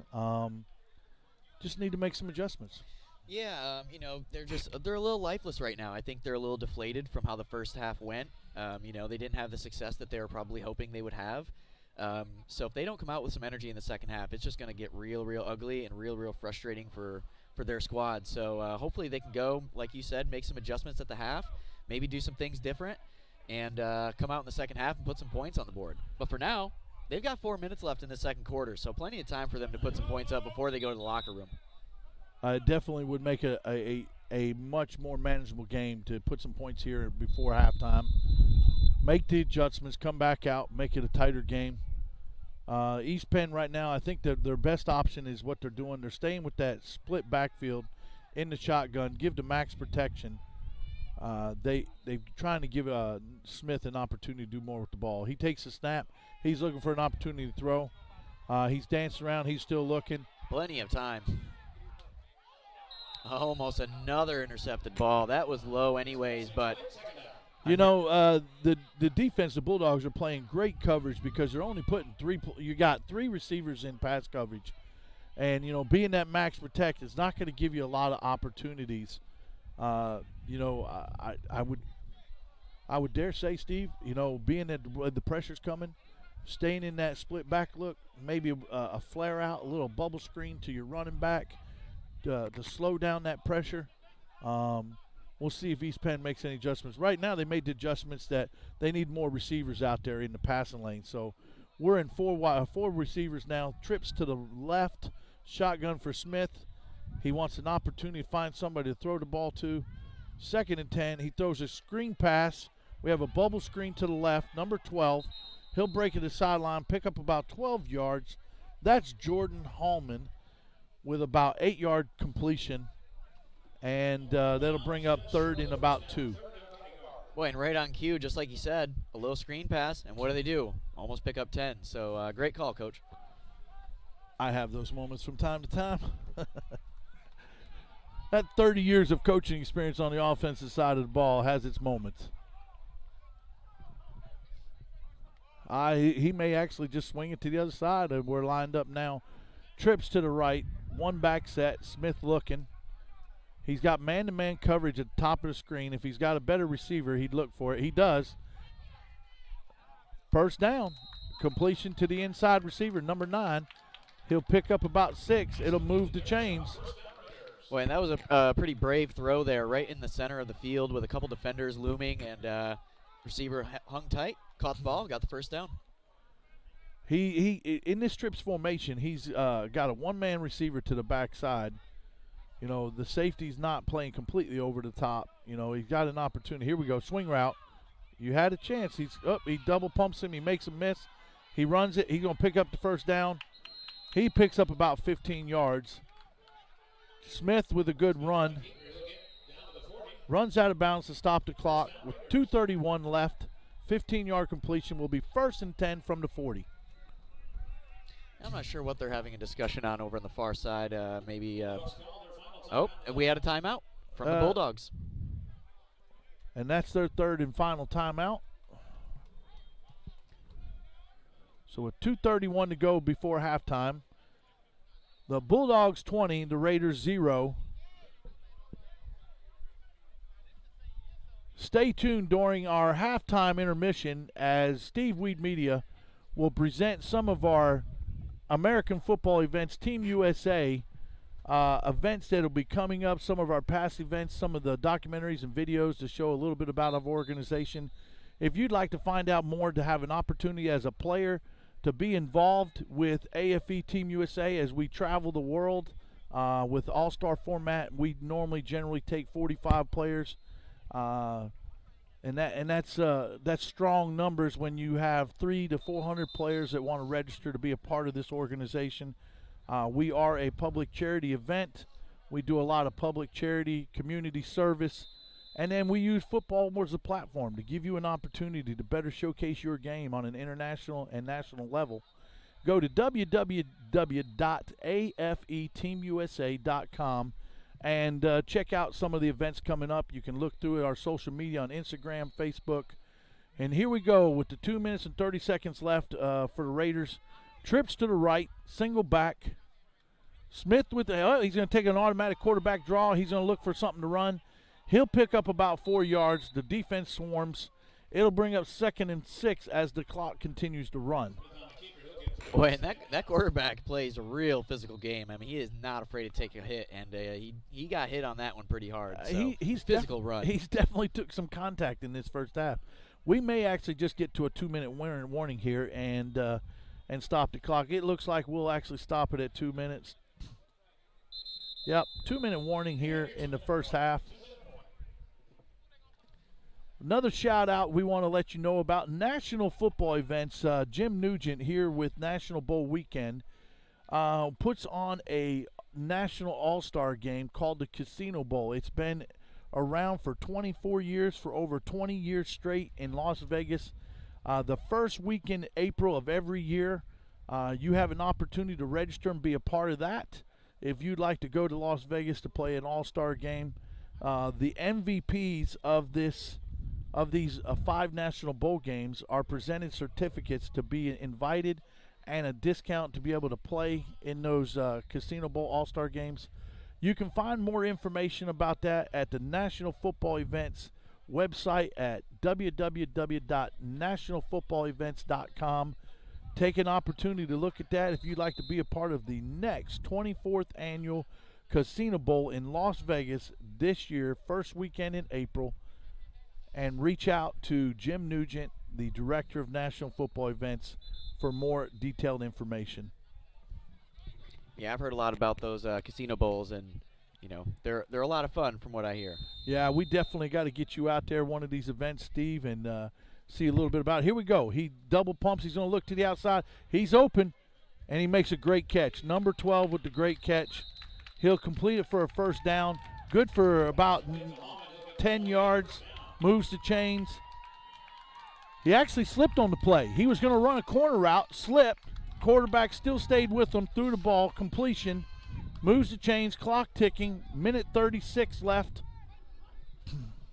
That's just good chemistry between the receiver They're and the bringing the quarterback. pressure. Here comes the defense. They're bringing the linebackers. He's going to have not much time. They looking. Good screen. Off the hands of number 8. Pass was a little high there, but definitely a catchable ball. Yeah, Davon Gorner had to jump a little bit, but he should have completed that catch. It'll stop the clock on the incomplete pass. It'll bring 2nd and 10. And we're at the 28-yard line. Definitely an opportunity to score. Yeah, and it might not have been the worst thing for him to drop that. Like you said, it stopped the clock, and it wasn't going to be a huge gain, it looked like, unless he broke a couple tackles. But so no harm, no foul there for the Raiders. Exactly. Here we go. They're playing a little bit more deeper prevent. Open in the middle field. Good completion. He's down to the 8. They got to get on the ball. They're not paying attention. We got guys back here jaw-jacking. Not a lot of time left. They need to really get focused here. They've got one timeout left, so they do have a timeout to use, but not a lot of time left to work with. He's looking for number 12, his main target. He once again trips to the right. He's looking. He's got plenty of time to throw. He's looking for an opportunity. The play probably should have got blown dead. Oh, he's going to step out of bounds. Oh, we got 2 helmets off over here. Actually, I think I'd have to do a little more homework, Steve, but I believe in the NFL rules. Once a helmet comes off, the play's blown dead. Yeah, and that didn't appear to be the case. And we had 2 helmets blown or taken off on that particular play, one from each side of the ball. So the refs are going to have a little bit of work cut out for them here to try to figure this thing out.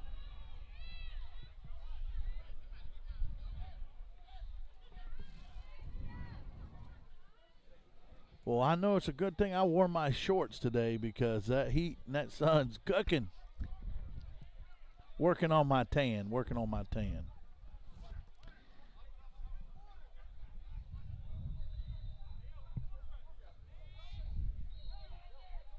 Yeah, so I'm still not sure exactly what they're going to call or what they're discussing here. They're still discussing the play. We have 56 seconds left in the first half. It looks like the ball will be placed at about the 15-yard line. So we'll have 1st and 10 from the 15 for the Raiders. So we've got a personal foul on the offense. And that's it. So no offsetting personal fouls on that one. And that's a huge blow to the Raiders. Yes, Again, it is. A completely avoidable play that's going to back you up when you were knocking on the door for a touchdown. Mental. And these are the things that they're going to look back at the film and say, you know, what could we have really done different? And these are avoidable, and they're big penalties. 15 yards is huge, especially with a minute left. And, you know, you can only coach so much. There's some of the parts of this game you can't coach. That's right. And that mental aspect that is brought into this game, you've got to have the ability to think and be mentally prepared. And right now the Raiders aren't. The Raiders are missing opportunities from a mental standpoint that they've got to fix. And that's the coach's job here in about 56 seconds. They hit that locker room. They got to find a way to make an adjustment before they come back out here for this second half. That's right. And we'll not, don't count anything out. We still have, you know, they still have a big opportunity. It was a first down, so, you know, we lose the yardage, but it's going to be 1st down and 20 from the 25-yard line.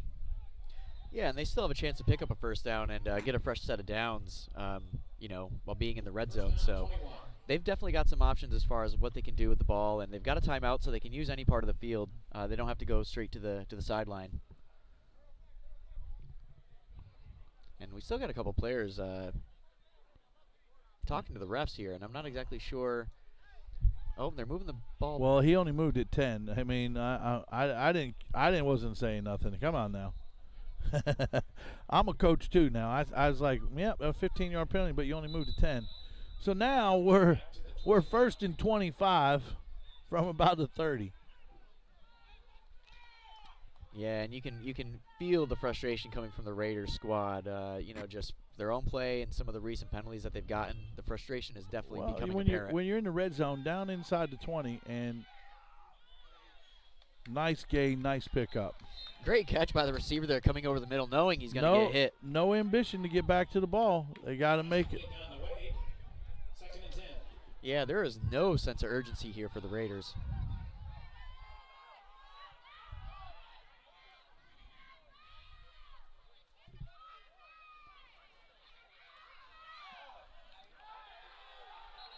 And that's an interception. We got the quarterback saying, well, what's going on here?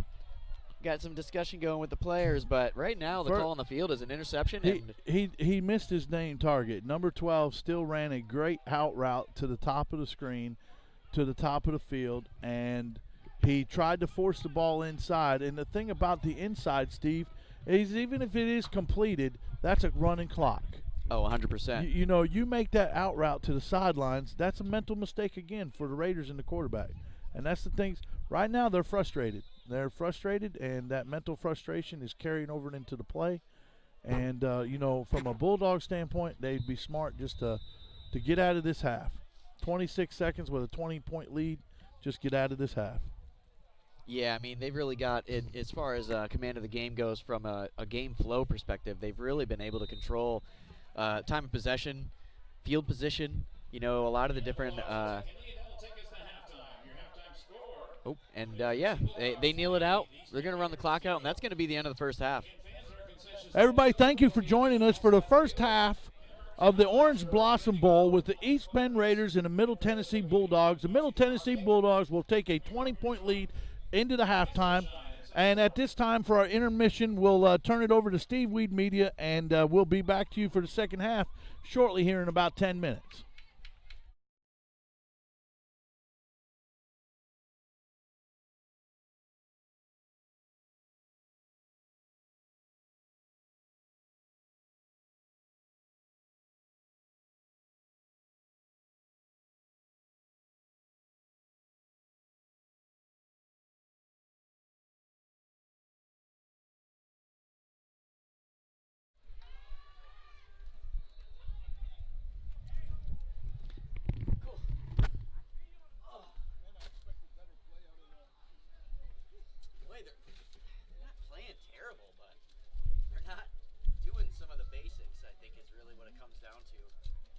I don't know. The quarterback, you can feel some of that frustration.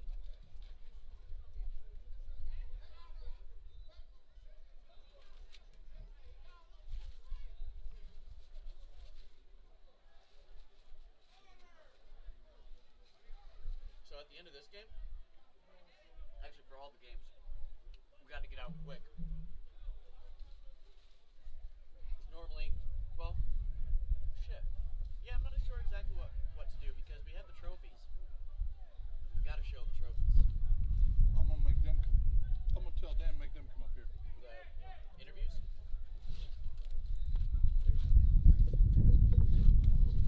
Will you give me another water, please?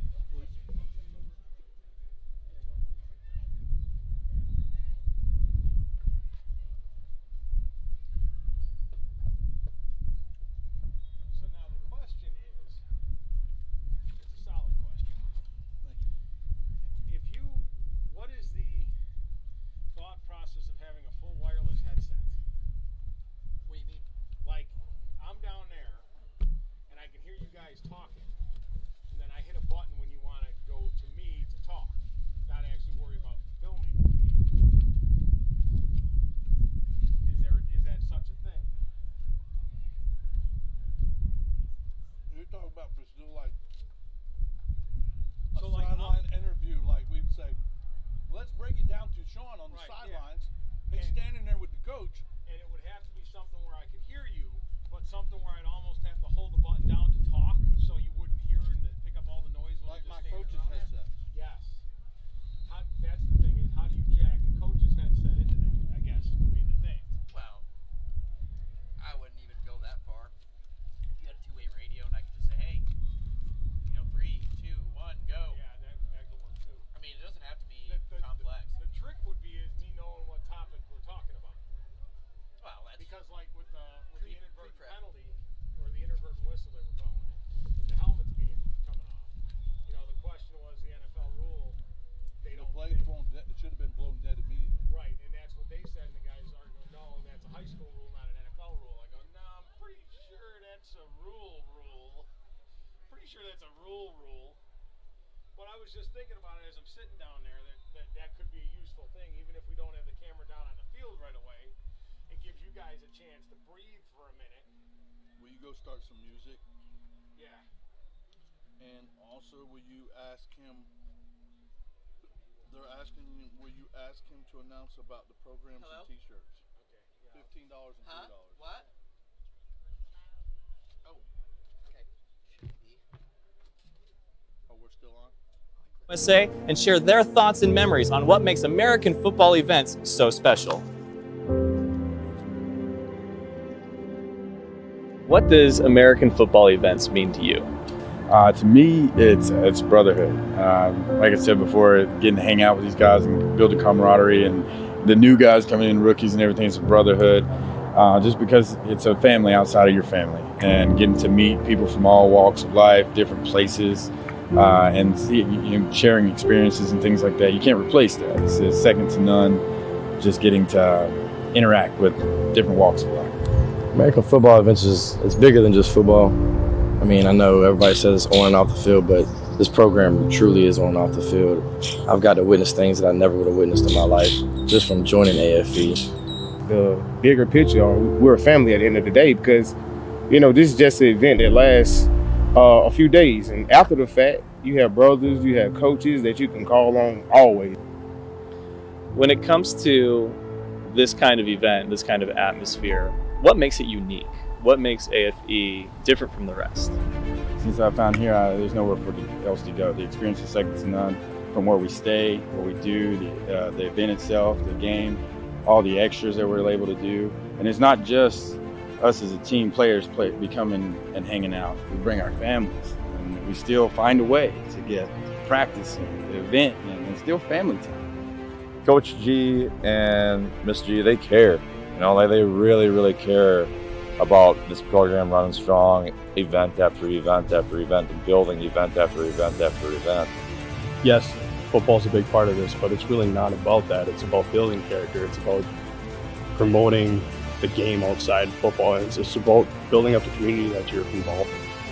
And to me, the community events means the world to most of the vets here. There was somebody watching a video right now of you talking about AFE, American Football Events, and they were doing their homework. They maybe saw it shared by a friend of theirs and they were interested, but they're on the fence. What would you say to sell them on what AFE is?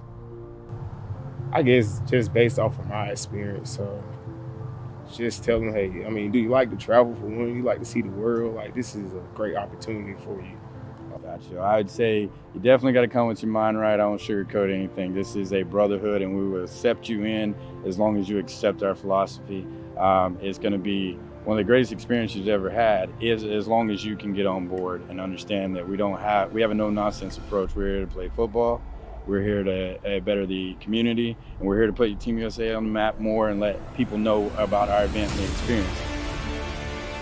I'd say it'd be a mistake not to. If you got a straight head in your shoulders and you want to take it to the next level, want your football experience, if somebody's on the fence, this can take you to the next level. Like Coach G said, if you want to take that next step, this is a great opportunity to show your skills, and also a great opportunity to see what we're all about. Just watch the videos on what we do. I mean, the community events, the games, the structure. Talk to somebody that's been within the organization. Reach out. We'll all gladly talk to you about it. At the end of the day, the videos that we have out there and the community events that we do should be more than enough to convince you that this is the program that you want to be a part of.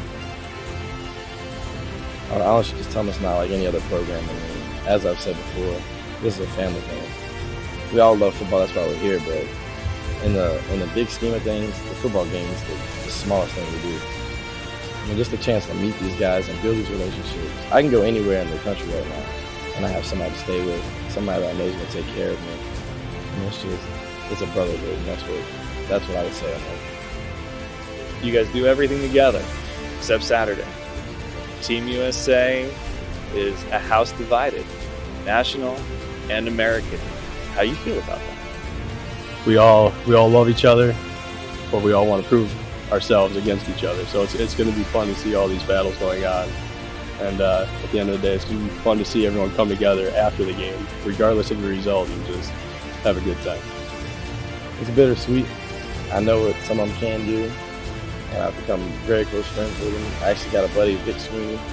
We're praying to be on the same team. Obviously, it didn't happen and broke us up, but I'm just looking forward to playing against the guys. We can go jump talking. All in fun. It's gonna be fun. It's gonna be fun. I think the one word is fun. Well, when we line up across the line, they're family, but they're distant family as far as I'm concerned for that moment. But we're gonna have fun. It's really a opportunity for us vets to make sure our legacy is continued on through. So we're gonna line up. We're gonna play a good game. We're gonna have fun. To me, this is what we have designed this game to be. It's like any college program that has a blue-gray game, a red-white game. This is our spring game. This is our game that we find out in amongst our own squad, our inter-squad games, that we find out who's the best of the best. Yes, it is our All-American Bowl. It is a structure to be able to represent what's best for the military here, to give back to the community. But more importantly, it's truly a find those unique, talented players that some of them may get opportunities. This is their chance for exposure. That's the winning part of the program. And that's what, it doesn't matter who wins or loses by the scoreboard. It's what we do by an organization. Well, the sun is getting ready to set on Virginia Beach. Dress rehearsal's over. Tomorrow is the big night, and we're going to do it. We're going to do it the only way that Coach G knows how, and that's together. Together is right, and here we are together at the beautiful Sportsplex in Virginia Beach. The practices are done, the community events are over. Now it's time for Team USA to have its first ever All-American Bowl and put it all out on that field. Let's do this.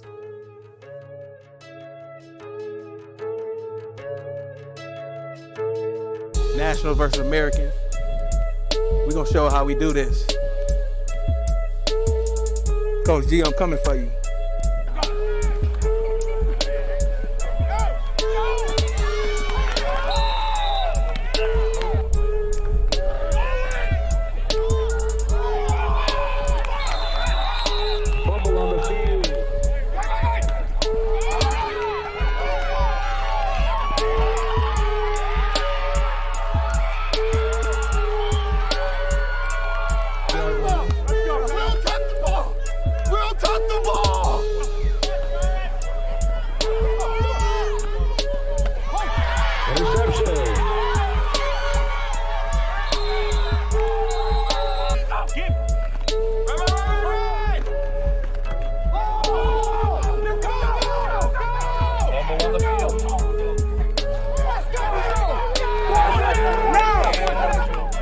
Shotgun takes the snap.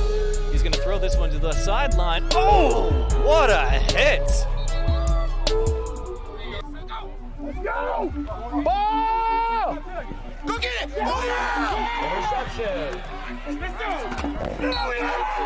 Oh, yeah! Right there, right there!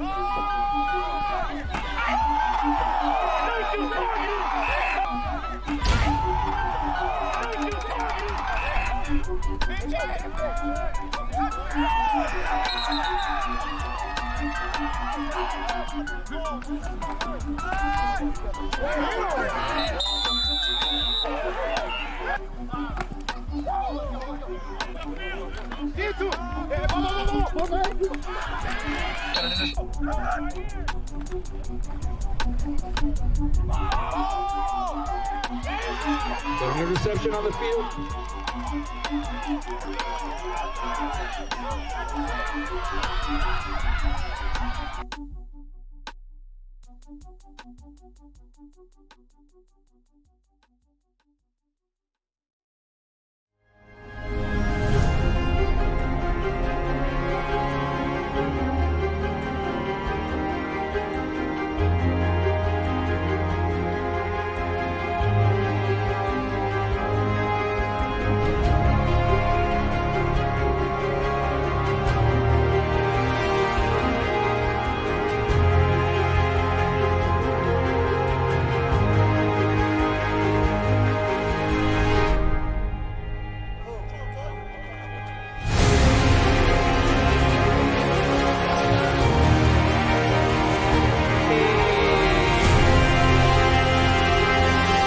Travels with me, and it's for the player who I feel has an outstanding performance.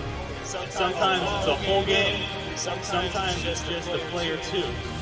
And I think you guys will agree with me that someone who put their body on the line in every sense of the word, scored the only touchdown, running for the end zone, extending his body out to get those 6 points. This goes to Shad Harris.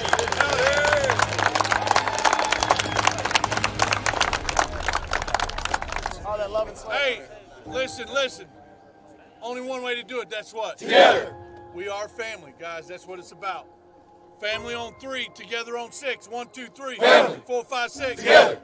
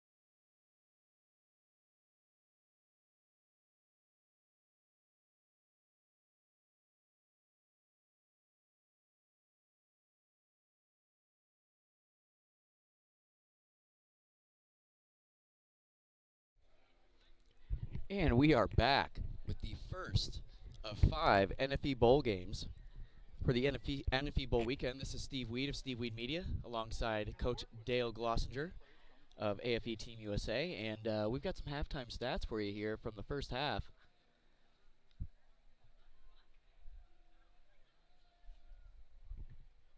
So as you can see, the Mid-Tenn Bulldawgs really have dominated the first half.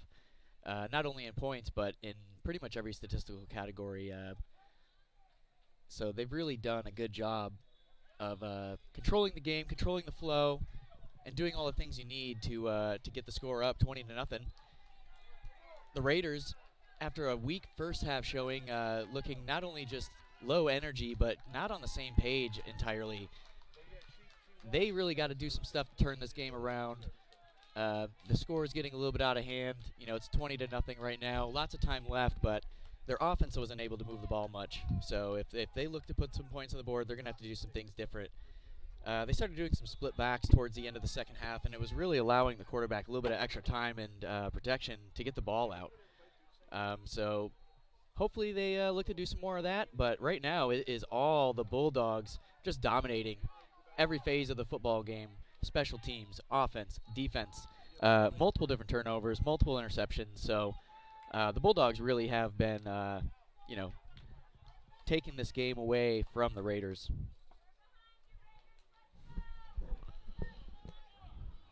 Welcome back to this second half. Thank you, Steve, for covering for me. You know, sometimes there's a certain thing as a timeout water break. And water break sometimes can mean in multiple ways, and we thank you for your appreciation and time. As we get ready to start the second half of the Orange Blossom Bowl, we will see now if the Raiders have made the adjustments in the locker room with the players to be ready and execute. Now as number 10, Jacob Borden kicks off. He'll squib it again. It'll come bouncing to the 30-yard line. He'll pick up. Oh, we might have a face mask, horse collar. Horse collar or something. Yeah, that definitely no ripped him the call. wrong way. No call. Wow. No call. He'll bring that ball back to about the 48-yard line. I'm not sure why the short kick, the last two kicks. It definitely is giving the Raiders a good field position to start this second half. An important drive here in the start of this second half for the Raiders. So we'll be 1st and 10 from the 48-yard line.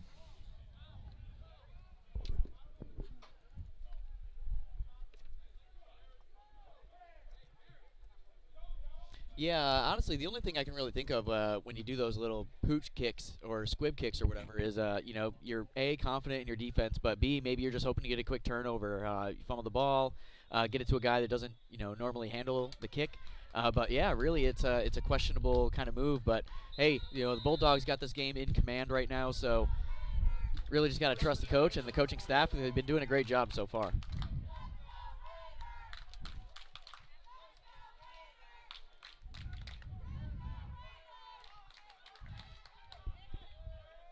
And it's going to be 1st and 10 from the 48-yard line for the Raiders.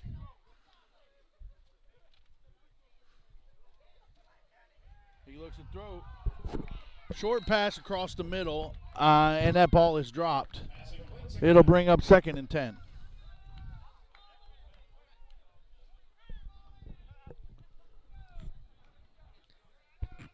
Yeah, it was an incomplete pass, but the clock still continues to run.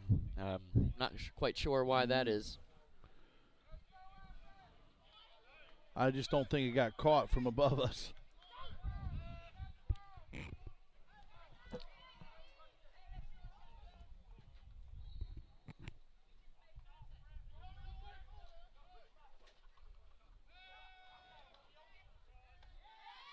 There's his go-to guy, number 12.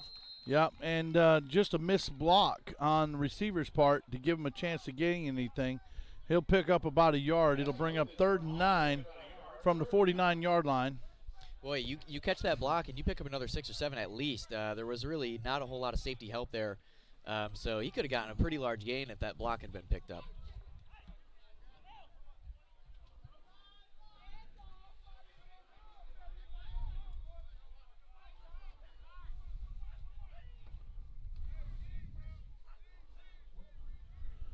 Smith back in the backfield again. At quarterback at low snap. He decides he's going to – he fumbles the ball himself, picks it up, makes a recovery, and still gets a couple yards out of it. Oh, man, yeah. The whole sideline is a little nervous on that play, watching that whole thing unfold. They definitely have struggled with some of the snaps today. I know the pressure on the Bulldogs have been putting some heat on the offensive line. Definitely. And we've got what appears to be an injury timeout here. Official timeout. Looks like it may be just a cramping situation for one of the Bulldog players, as the coaching staff and training staff for both teams will come out just to observe and make sure that everything is straight and good.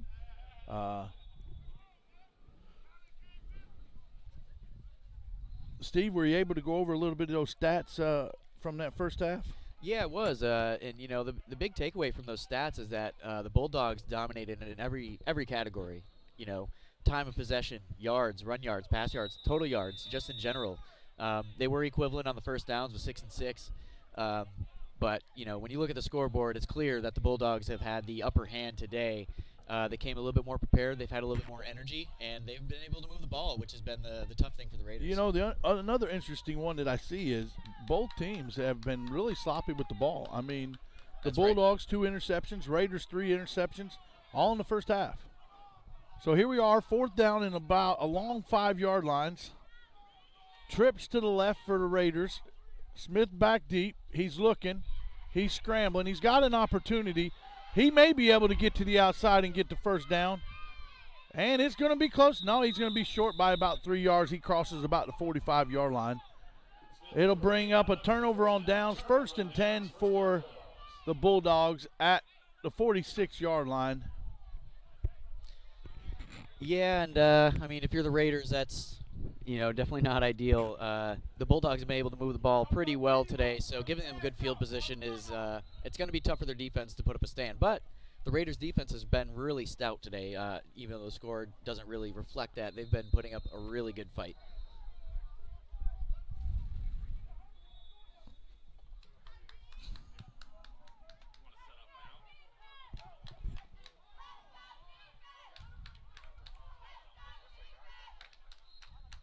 Here we go, and high snap. He catches it. Inside draw. Bohannon, looks like Bohannon, number 5, with the carry. He'll pick up about 4 yards. It'll be 2nd and 6 from the 49-yard line. Well, and we've been preaching for the Raiders to change their game plan, but clearly the Bulldogs have no reason to change theirs. They've been running the ball all game, no problem. Whether it be no huddle or not, regular huddling and calling plays, they've just been able to dominate with that run game. High snap again.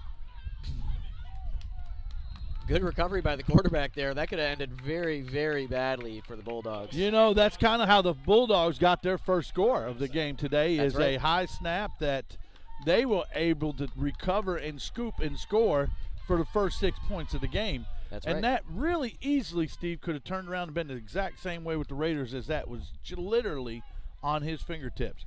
So now we're going to bring up a long 3rd down for the Bulldogs. Good opportunity for the Raiders to hold them to a 4 down and punt.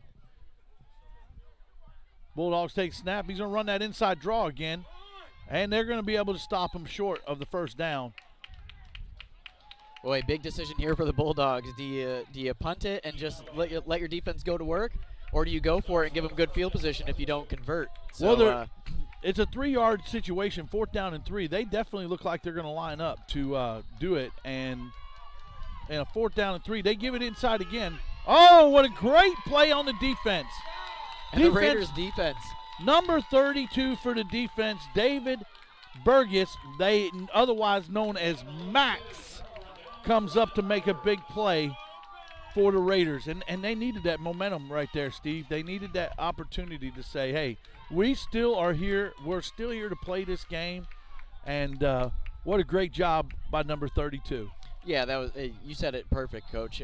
They really needed to put up a stop there, not just for their own momentum, but for the scoreboard. You really can't give up much more points without putting some of your own up on the board. So that was exactly what the doctor ordered. 3 and out. They get the ball back, stopped him on 4th down, get a little bit of momentum, and they're going to come out with basically the same field position that they started their last drive with. I definitely think here we're going to have to once again look to see what opportunities, but you know, Smith and number 12 receiver Jordan Hallman have linked up many times. Hallman right now is in a one-on-one situation. Be a great opportunity for Smith to take him one-on-one. They're going to run the zone play themselves, inside zone. They'll pick up about 2 yards. It'll be 2nd and 8. Yeah, and I think they really got to try to get back to the running game. They didn't have much success in the first half, but you still got to try to establish some kind of run game when the passing game really hasn't been there for you. So I like to see what they're doing here, and let's see if it works for them. I guess from an offensive-minded guy, as many years as I've done it, I got to take advantage of my one-on-one matchup with my best receiver at the top of the screen. When a guy's going to come play press in my face and I've got the height advantage on him, I got to make him a playmaker. I got to get him the ball. Here we go. Smith says, I'm going to get you the ball. Give it to me. Give it to me. Give it to me. Give it to me. Don't underthrow it. Don't underthrow it. Pick, interception by the Bulldawgs. He's still back to the across the 50. He'll bring the ball back to the 45. Once again, Steve, you got to get your playmakers in the ball early and get it to them quick. He held the ball, waiting, then threw it into a triple coverage where you know the percentage chance for that being picked was very high. Well, and you called it. I mean, they went to the one-on-one matchup just like you said, you know, so the call was there. The call was right, but, you know, a poorly thrown ball. And, I mean, that's the 4th or 5th that we've seen today that have just been off the mark. Raiders are definitely struggling offensively. Defense has done a great job of being able to maintain and keep this in the game. You know, we have 20 points by the Bulldogs, and only 6 of those 20 points have come on offense. Yeah, you eliminate a few of the poor plays from the Raiders, and this thing is almost tied up, basically. So, yeah, they're going to look back at the film and pick it apart, and it's not going to be good for the offense. Quarterback rolls to his right. He's looking for a play. He throws a quick little out route to his wide receiver. He completes it for a short gain of 2. Man, I'm just really impressed with this Raiders defense. You know, they keep getting the ball thrown in random parts of the field, and they keep making big stops. And they haven't had the benefit of field position much today. It's been right around midfield a lot of the time for starting position for the Bulldogs, and that's always tough on a defense to come out and make a stop.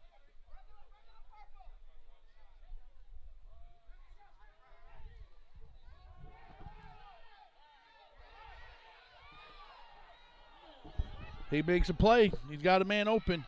Completed pass for 22 yards. It'll bring the ball down inside the 25 to about the 23-yard line. Well, you know, the coverage really wasn't that bad on that. It just ended up becoming a longer, drawn-out play than anybody expected, and he was able to find a man open, but the Raiders really had pretty good coverage on that play. So it's going to be 1st and 10 from the 23-yard line, just outside the red zone.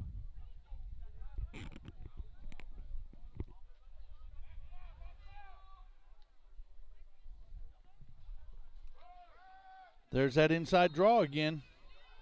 Bohannon with the carry. They've had a lot of success with that today, you know, and the Raiders have been having a hard time stopping it. So not surprising to see them keep running the ball. And here's another hurry-up play. 2nd and 3. Give it to him again. Bohannon on the carry. Good job on the defense. Swarm to the ball, and that'll be a pickup of about a half a yard. It'll bring up 3rd down and a long 4, short 5. Yeah, and they're not taking their foot off the gas one bit. Another no-huddle play coming here from the Bulldogs.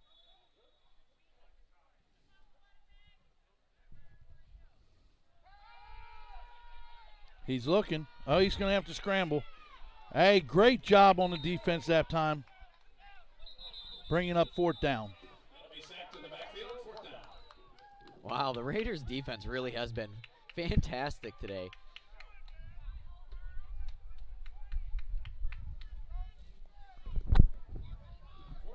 Turn me on.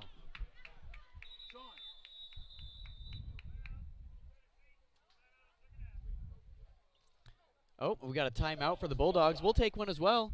Stay tuned. We'll be right back with more NFE action just here in a second.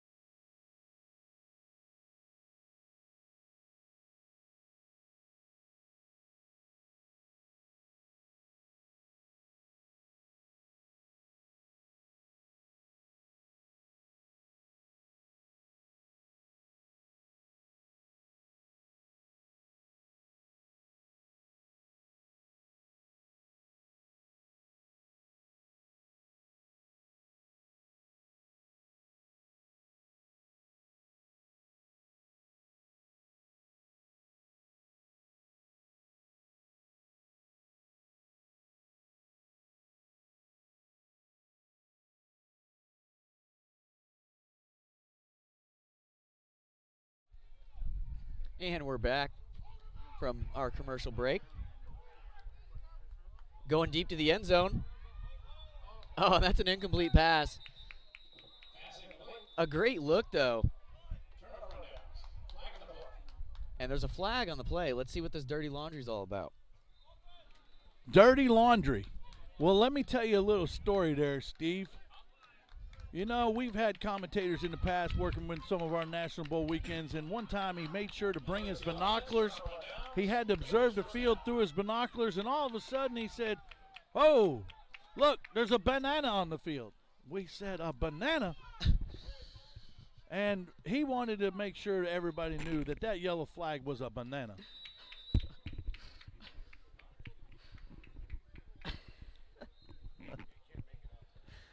Yeah, I'm not sure about that one, Coach. Well, he was from California, you know, the land of the fruits and nuts. They, you know, sometimes have a little bit of both.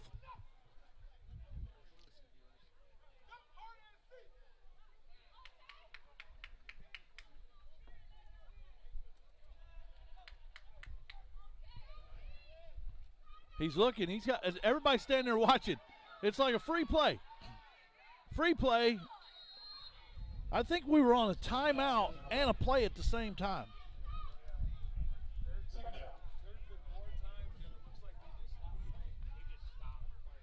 Well, you know, I just feel like the Bulldogs defense was content letting him throw the ball. Yeah. I mean, we'll just sit back and see where you throw and try to pick this thing off again. Unbelievable, though. Raiders have done a great job of still maintaining the defense to keep them out of the end zone multiple times. And, you know, this could really, truly be a total blowout. And the Raiders just have to find a way to put points on the board. Yeah, I'm thoroughly impressed with the Raiders' defense. I really can't, you know, give them enough accolades for their effort today. You know, the scoreboard doesn't reflect it, but they've been a dominant force today.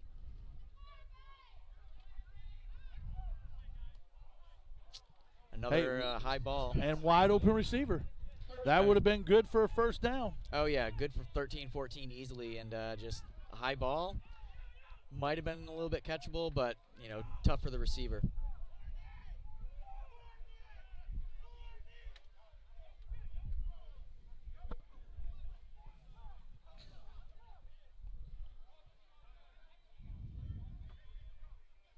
Yeah, so it's going to be 3rd and 10 here for the Raiders. Yeah, and still inside their own 20. It'll be 3rd and 10 from the 19-yard line. We have trips to the left.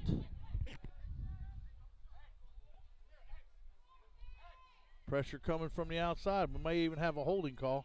Nope, he scrambles, he misses. Oh, boy, going backwards. Going backwards. Oh, ball's loose. That it could be live. Oh, wow, that was a wild, wild play. I'm not even... It's going to be interesting. I mean, that is definitely, you know, he was still inside the pocket when he tried to throw the ball. Whether his arm was hit or Smith took a pretty hard blow there at that play. Yes, he did. And we'll see if he's okay. Yeah, at first I thought it might even have been a safety, but he was clearly outside the end zone. And without being outside the pocket, they'll call that an illegal pass, which will result in a loss of a down to bring up 4th down. Trainers are checking on Smith at this time. You know, Smith has played a hard game, Steve. He's took some pretty live hits. Absolutely, he has. Yeah, he has played a very, very physical game today, and he's a trooper. So hopefully he's all right. Trainers are tending to him, like you said, and we're just kind of waiting to see what the call from the officials is with this whole play. And yeah, it looks like the ball was called. The flag was called illegal pass by the quarterback not being outside the pocket. So okay. It'll result in a loss of down, which will bring up 4th down. But we'll take a quick injury break. We've already got some scruffle going on in the midst of this. I don't really got a clue why, but we got an injured player. You know, we would hope that the teams would show respect for the injured player. We got some frustrated linemen that are walking towards the sideline. The quarterback is sitting up. It's a good look. He's on his feet. They're helping him on his feet.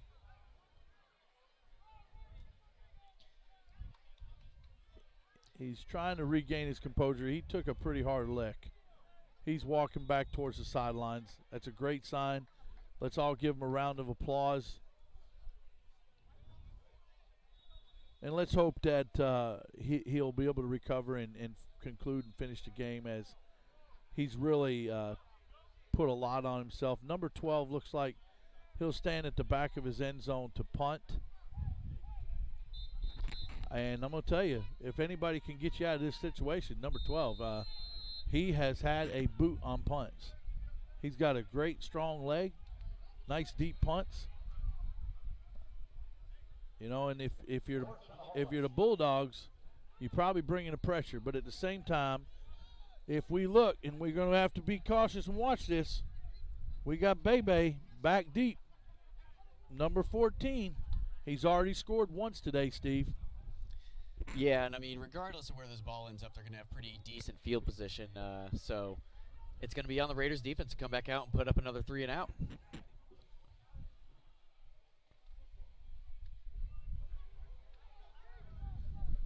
Good punt. Here he is, Bebe with the ball. He's looking for an opportunity. And he's just going backwards here at this point. Found a hole. Unbelievable. Wow, I can't believe to go from a negative return to a positive about 20 yards. That was a great return. I thought he was going to get down around the 45-yard line where he initially had caught the kick, but he was able to pick up another 15 yards.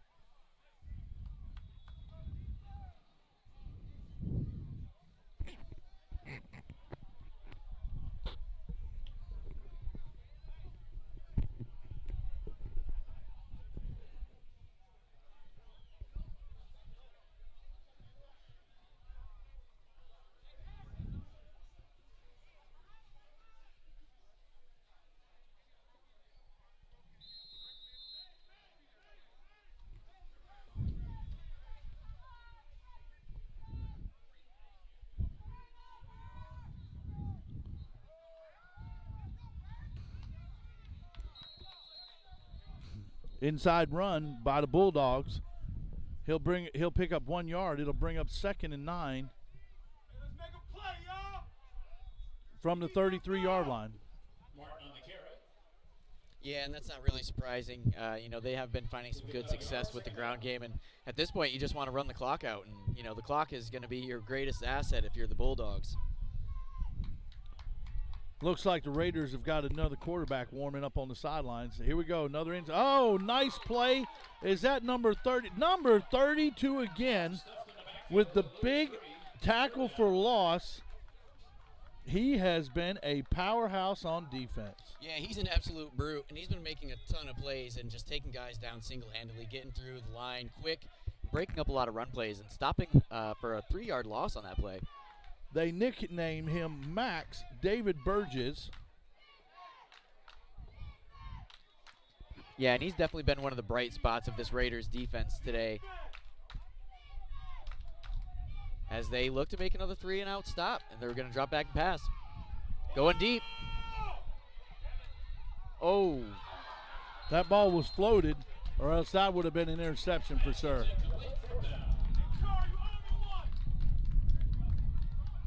Still, great job on the defense for the Raiders.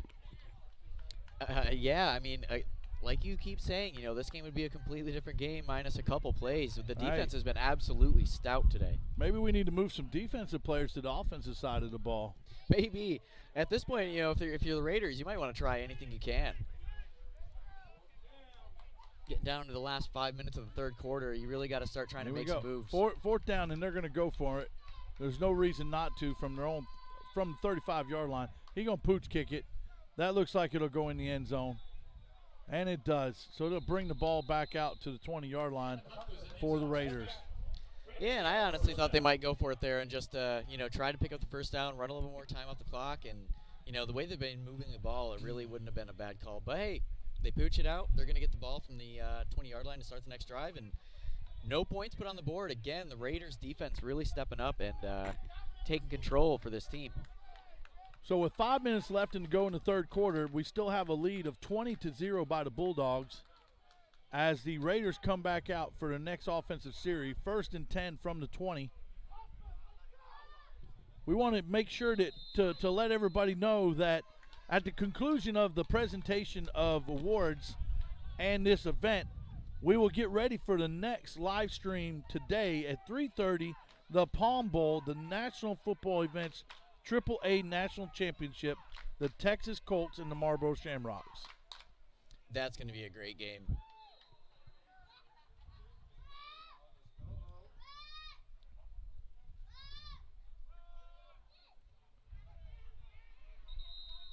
We definitely have a quarterback exchange since number 1's last injury. It looks like it is number 7? I believe it's 17. 17. That would be Darius Wade.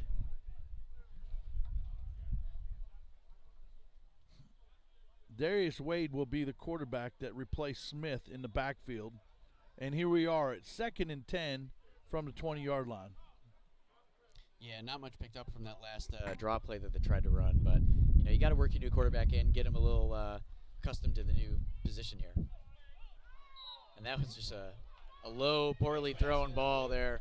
Yeah. No chance at a catch on that one. 3rd and 10.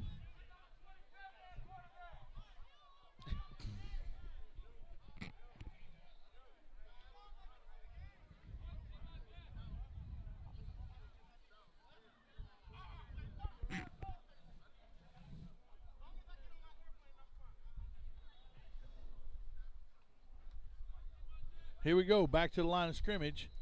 Shotgun formation, doubles both sides of the field. 3rd and 10. Wade in the backfield now. Smith still on the bench. Wade's moving his feet. He's rolling to his right. He's looking. He has all day to throw this ball. Oh, he throws it for a first down to number 8 that drops the pass. And it'll bring up a 4th down.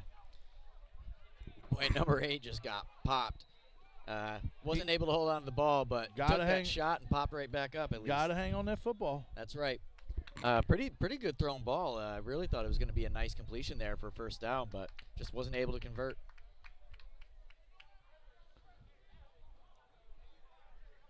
Yeah, so that's going to bring up 4th down. Just over 3 minutes left to play in the third quarter. Put the defense back on the field.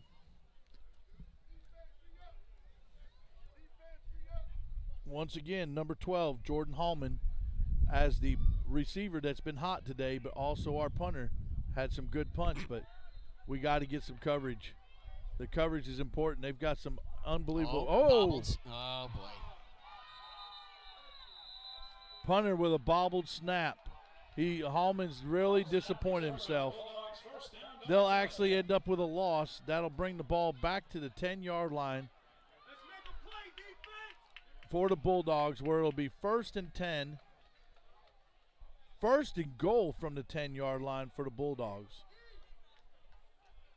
You got to feel the pain of number 12. He's done everything possible today. Mishandled the snap on the punt.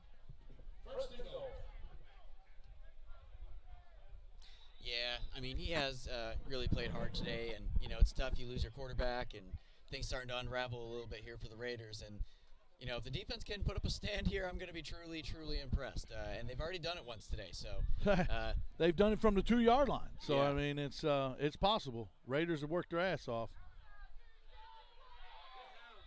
Number 23 chasing them down, and that is Carlton Henderson with a great job. Yeah, this defense is absolutely incredible today. They just really have not given up, and they're not giving up any yardage either. 6 points is all the defense has given up today.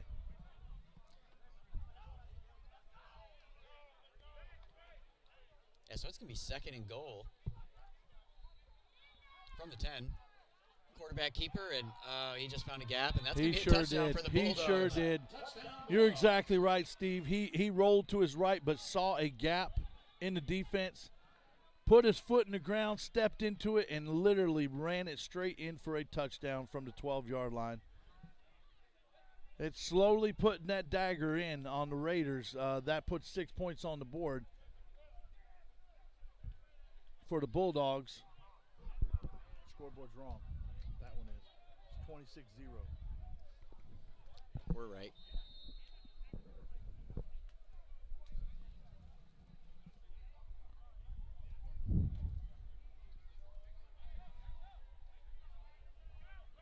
Our kicker, Jacob, he's back out there for extra point. Good snap, good hold, good kick. That's good. And that one's good. So that'll bring the score 27-0. 2:28 left in the third.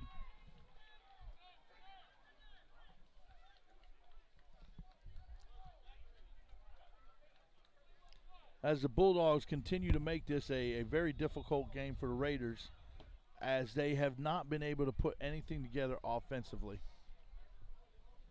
Yeah, and if you're the Raiders, it's going to be basically do or die time here. As soon as you get the ball back, you either got to come back and put some points immediately on the board, or this thing is really just going to, you might not even have enough time to make a comeback run, even if you're able to turn it up in the fourth quarter. So this upcoming drive is a huge, huge drive for the Raiders.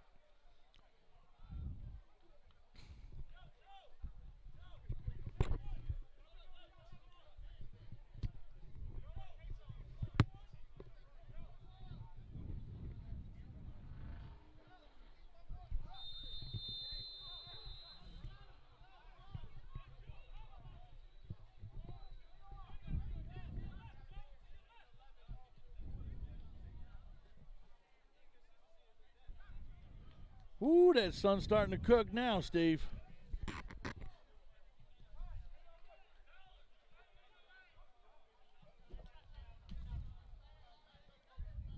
Yeah, great day for football here. Jacob, another squib kick to the sidelines. Ball picked up at the 40. He'll pick up about 6 yards, bring it back to the 46-yard line. Well, great field position for the Raiders. If you're going to score a touchdown, you might as well do it when you only got to go 52 yards.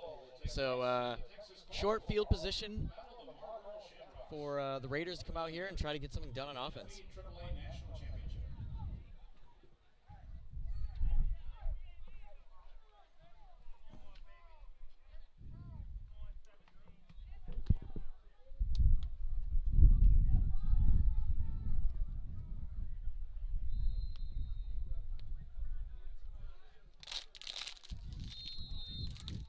Smoking hot. I mean,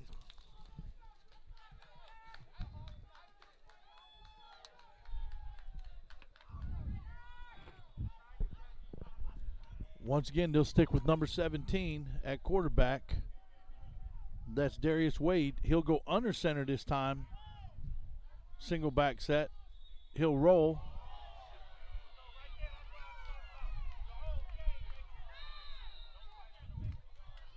They might have got away with a little bit of hold there on the offensive line by number 55. He'll pick up 3 yards, and they'll mark it 4 yards. It'll be 2nd and 6 from the 49-yard line. Yeah, the whole sideline wanted something thrown there, but no flag thrown, so it's going to be 2nd and 7. I think the officials are also like, hey, maybe we should see this ball move a little bit.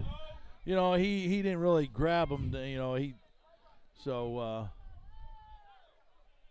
no whistle, no foul. That's right. The drive continues, 2nd and 7 from the 49.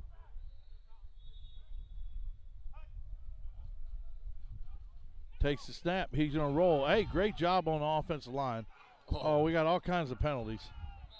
We got dirty laundry. We got bananas all over the field. Jeez, that quarterback took a shot, too, when he threw that ball. Hey, they might have got roughing the passer on that one because it was literally thrown right there. It's either a holding or roughing the passer. He's talking to the Bulldogs, so I'm going to say that they may actually take a loss of a – let's see what he calls. Holding, offense, that penalty, repeat 2nd down. Yeah, it's going to back him up, Coach. Yep. Once again, we can't move forward. Doing that 2-step again.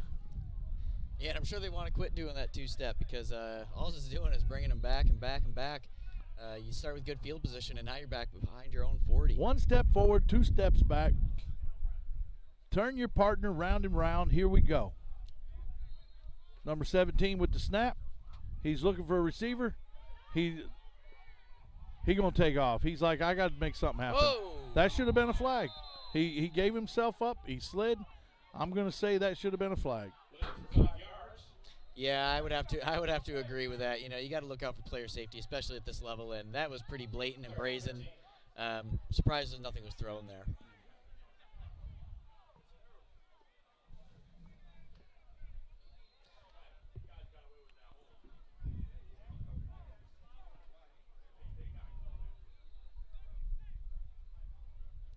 Yep, surprising no call there.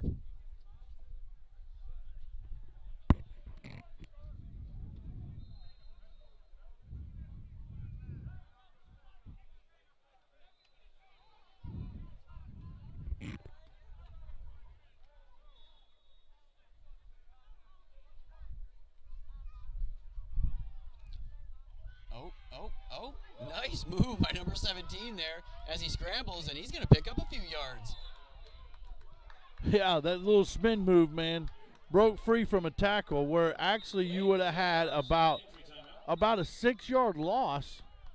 Turns into about a 10, 15, well, let's see, there's 6 and 8, a 14-yard gain.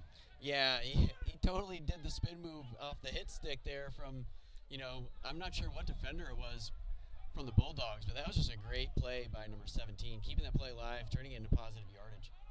Definitely right. That's like holding that joystick down, double tap, let's get that spin and hit it running. He did. It looks like 17's a little shaken up after that play. He seems to be kind of working a couple things out, so hopefully he's able to stay in and finish out this fourth quarter for his team. Looks like he's going to be all right. I think Coach had to call a timeout so they didn't take an injury timeout. Clock's running. And that looks like it'll run out the third quarter here at Lake Brantley High School for the Orange Blossom Bowl. I believe we'll conclude this third quarter with a score of 27-0 Bulldogs. And that ends the third quarter. We're going to take a quick break. Stay tuned. We'll be back with the fourth quarter here in a minute.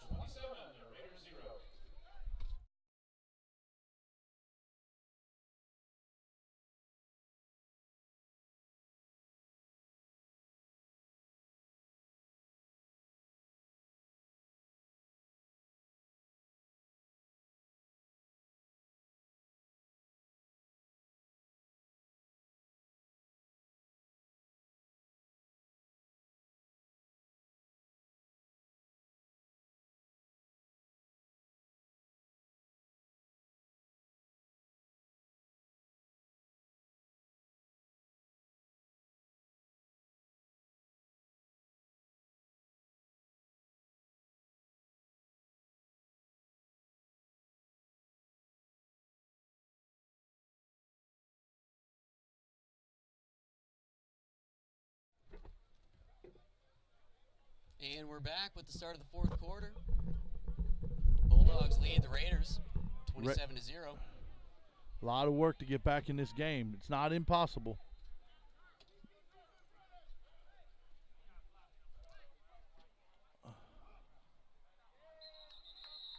Yeah, definitely not impossible. We got a flag here.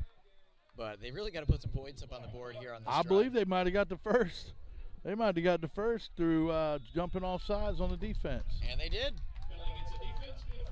A little lack of discipline there on the Bulldogs. You know, they're getting excited, and Nancy trying to stop them on the fourth down, and it ended up costing them.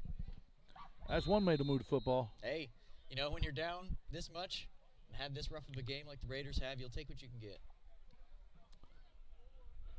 We're 15 minutes away from the conclusion of the Orange Blossom Bowl, the USFA National AA Championship, where we'll have our award ceremony followed with MVPs and trophy presentations for the runner-up and the champion. And then we'll bring out the next game to pre-warm up and get started with the Texas Colts and the Marlboro Shamrocks. Here we go. Number 17 drops the ball. He's going to stay right there on it. You know, it might be those small hands.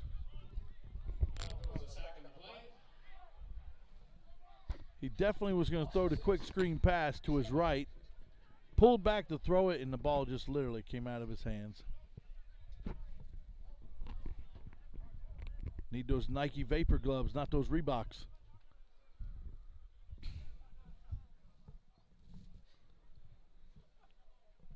Yeah, definitely not what you want to see if you're a Raiders fan or a teammate. No. But it's all good because you know what? We're going to still make something work here. Number 12, hungry, Jordan Hallman. He wants to give it. Oh, here we go. Boy. Bad exchange in the backfield. Nobody's touched him. Oh, that is definitely a fumble recovered by the Bulldogs.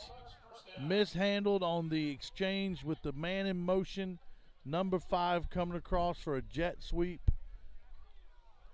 Yeah. And I'm going to tell you, I think they gave him a lucky call there because when he rolled with that fumble and got up, I don't think he was touched. I agree. I think they gave him the benefit of the doubt on that one, but that play is just kind of synonymous of what their whole game has been today. Just unfortunate mistakes, bad snaps. So going to be 1st and 10 for the Bulldogs on the Raiders' 35-yard line. So they're going to start with an excellent field position.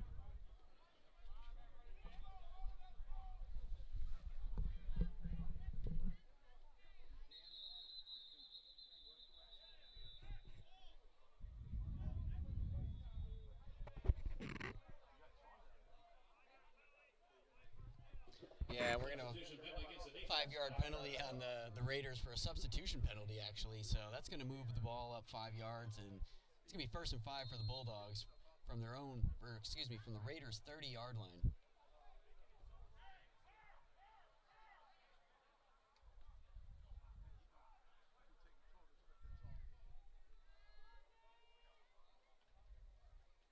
Handoff.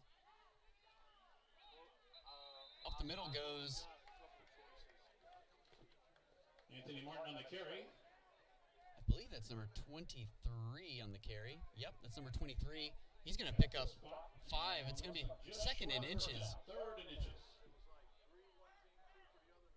Excuse me, 3rd in inches. Correction, 2nd in inches. And that's a touchdown. Easy ball right there. Easy pass and catch. So that's going to put another 6 on the board for the Bulldogs. Reception of the pass, touchdown Dogs.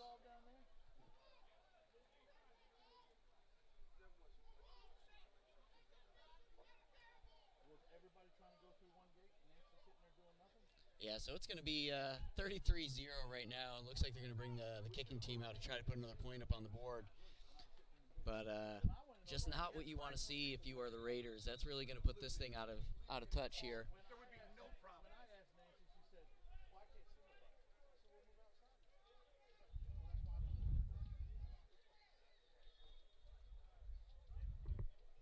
And it looks like they're actually going to go for 2 here and try to even out their score. So let's see if they can convert. And the Raiders defense comes up big here. Big stop. And it looks like we've got number 4 is hobbling off here, but big stop for the Raiders there. But this game is pretty much out of control here as far as the score goes. It's going to be 33-0, 13:34 left on the clock. And they're going to get the ball back, and we're going to see what they can do with it. The big thing about playing football is you got to finish it. You got to finish the game. You got to play through to the end, even when it sucks and it's tough. And that's exactly what the Raiders are going to do here and try to put some points up on the board. But just an absolute domination from the Bulldogs today. Every side of the ball, lots of turnovers, lots of points, as you can clearly see from the score of the game. So, with 13:30 left.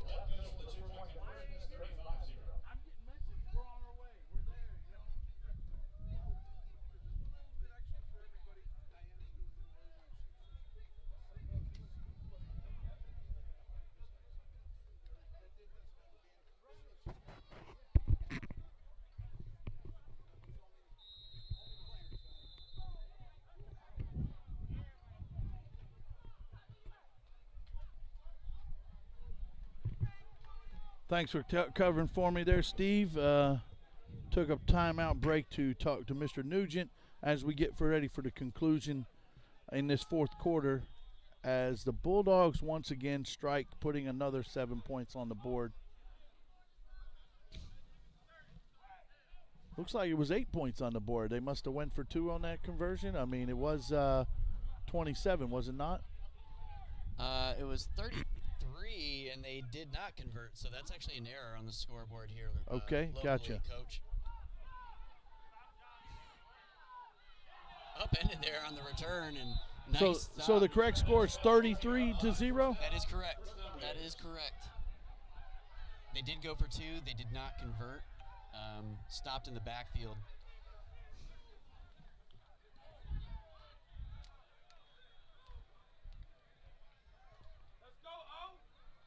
Yeah, so the Raiders are going to come back out, get their offense back out on the field. Still number 17 under center. So he's going to see if he can get something done for his squad and try to get rid of that goose egg on the scoreboard. But they have just not been able to put anything together today that has been, remotely close to even getting within field goal range. So they're going to have their work cut out for them. The Bulldogs defense is firing on all cylinders right now. When you have the clock in control or the score in control like they do, you can really play a little bit of different defense and make it a lot more difficult for the Raiders to move the ball. Yeah, they're rushing 3, so they're going to make it difficult for the Raiders to put something on the board.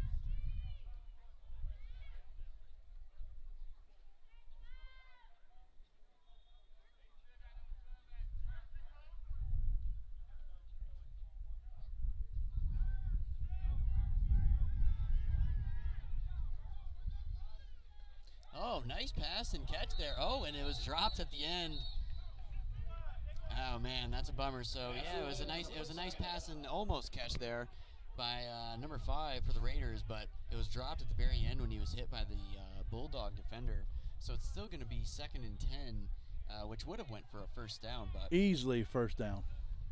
yeah. So an unfortunate drop there after getting hit. As those are the kind of plays that the Raiders really need to complete with this drive that they're on.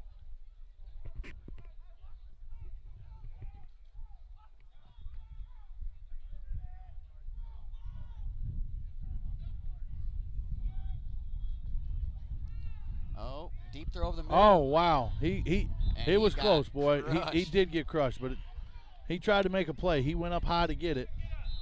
Well, when you're a receiver, you know that's going to happen. You go over the middle like that, and it's only a matter of time until you get smoked. And he got hit pretty hard. Let's take a look at the replay. Woo! I think that was number 26 or 36 from the Bulldogs, and yeah, he got absolutely crushed. Looks like he might have just gotten the wind knocked out of him. And he's going to walk off under his own power.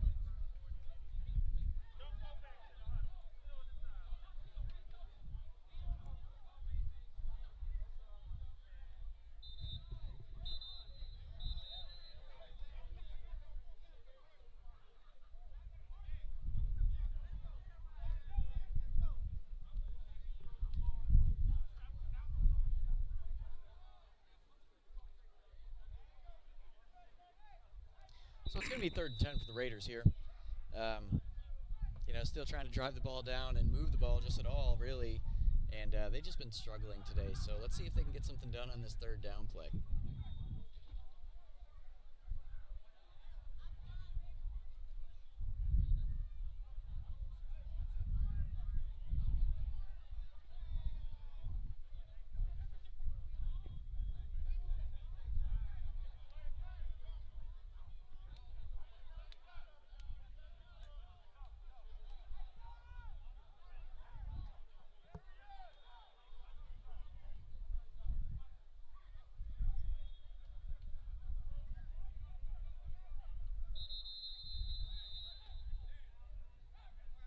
And it's going to be a timeout on the Raiders. I'm not sure what they were doing there. A little bit of miscommunication there with the offense. So Raiders are going to take a timeout. And timeout, Tennessee.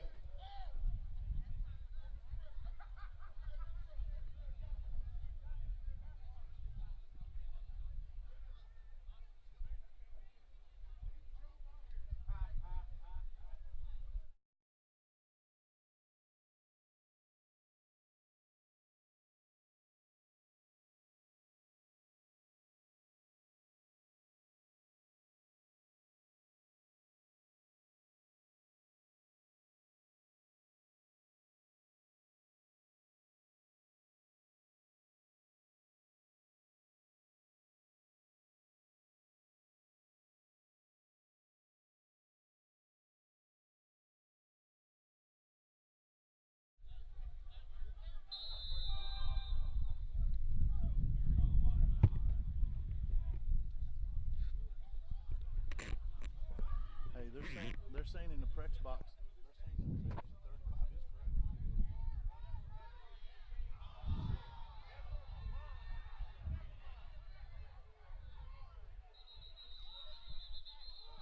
He didn't get it.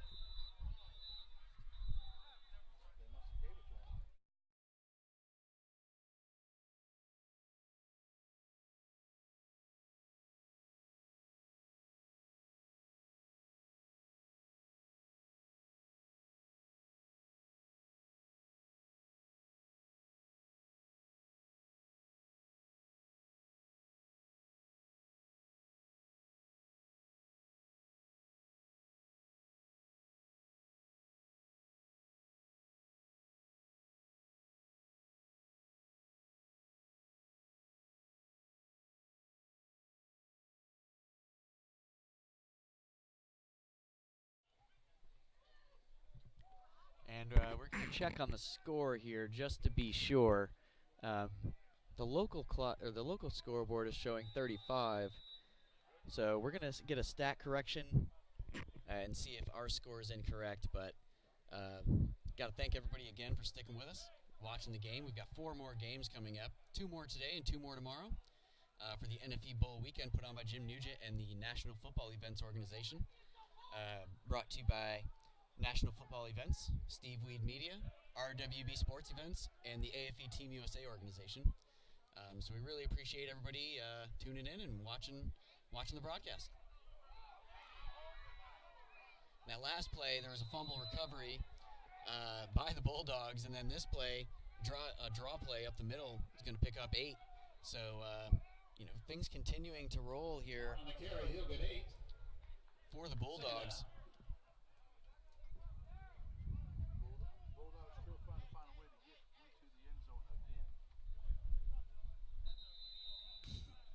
That's 23 pounds it straight ahead.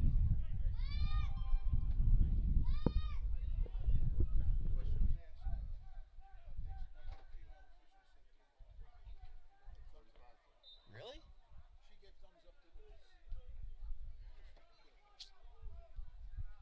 Man, I know she said that, but.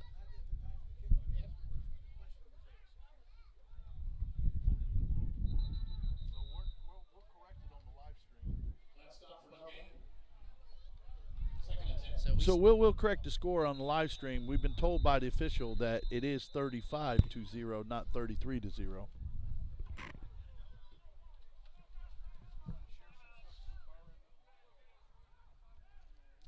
Yeah, sorry about the incorrect score there, folks.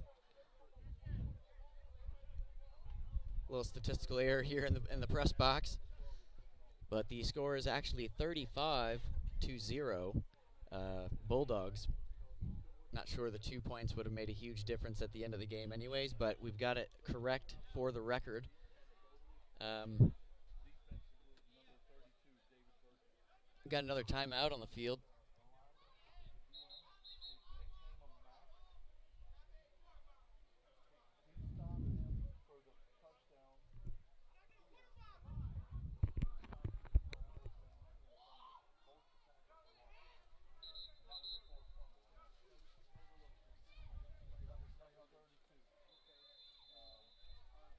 Yeah, we get back to, as we resume play here, going to be 2nd and 10, Bulldogs. Drop back to pass, going deep. Oh, and they're going to call pass interference on the Raiders.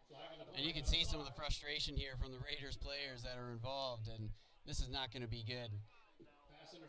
Spot of the foul, that means it's going to be placed at the 6-yard line, so it's going to be 1st and goal for the Bulldogs from the Raiders 6.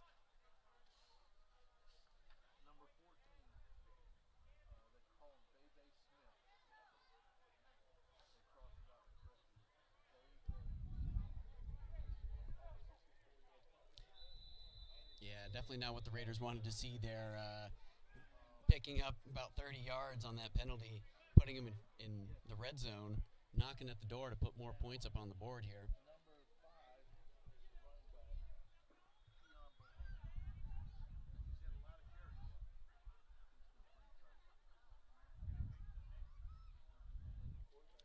Quarterback.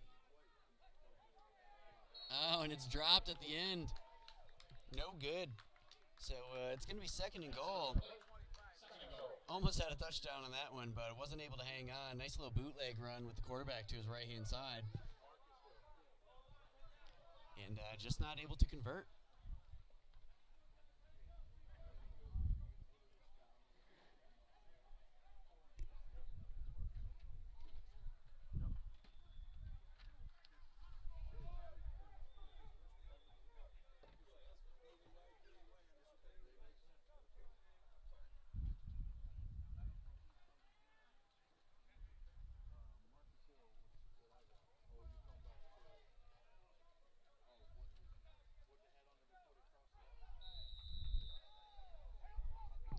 And that little pass and catch gets it down to the, looks like the 1 yard line. So, again, the Raiders defense bending, not breaking here, but it's going to be a 3rd and goal from the 1 yard line for the Bulldogs. And they're getting quick back to the line to try to snap a play quick.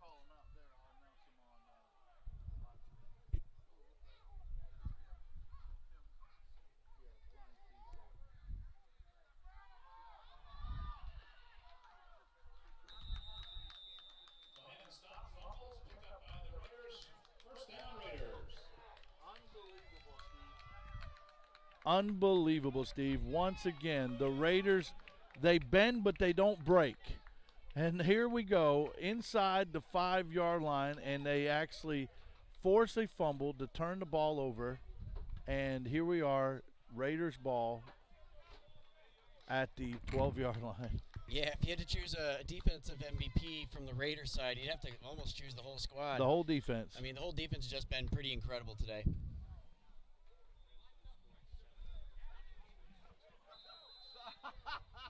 Seven out of the team's 10 points, huh? First play of the game, he was moving it up. Dribbled down, took a shot. They go up.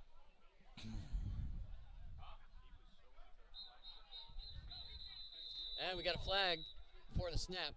A false start on the offense. That'll back them up 5 yards. Yikes. You have to distance to the goal. Yikes, yeah. I believe the Raiders are just as much as ready as everybody else to say, hey, you know what, maybe we should call this game.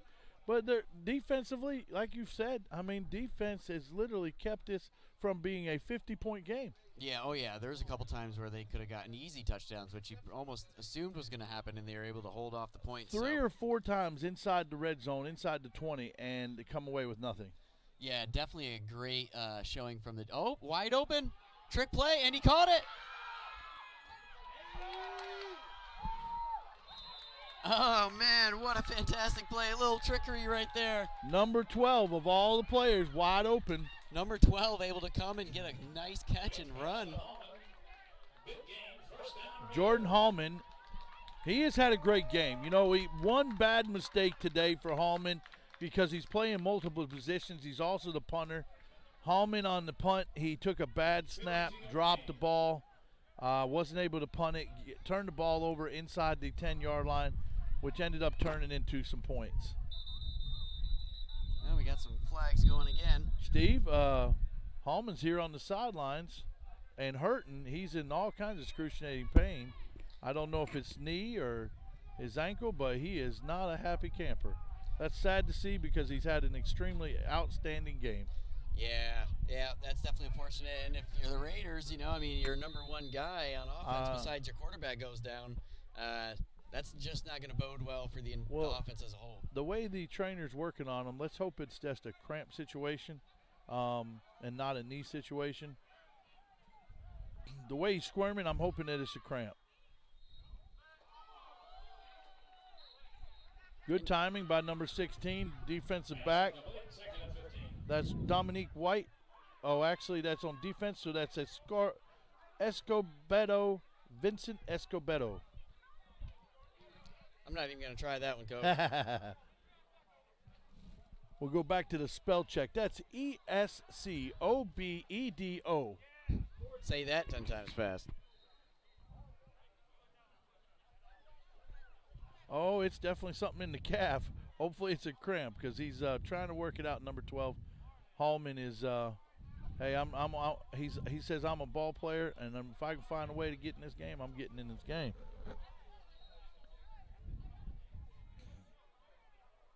Yeah, he's up walking around, trying to walk it off. So we back him up.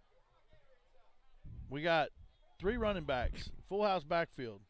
We'll sprint to our right. We'll run the pitch. That's number 30,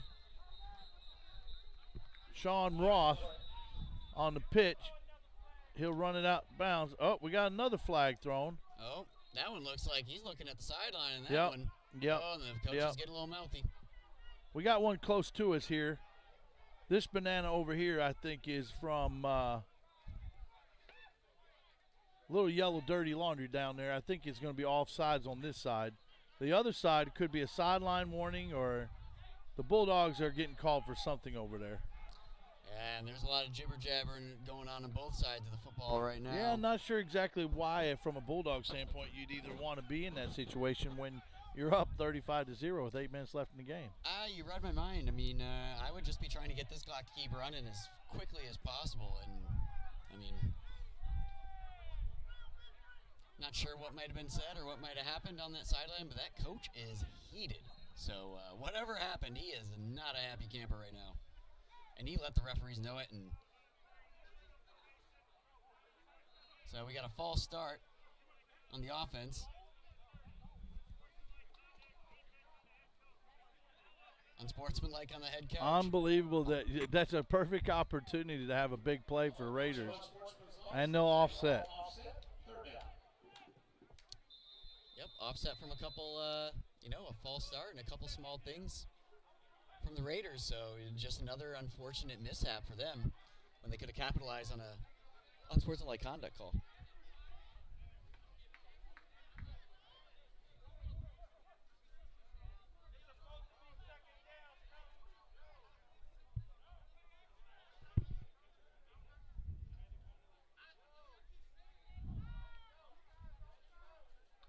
Oh, nice play.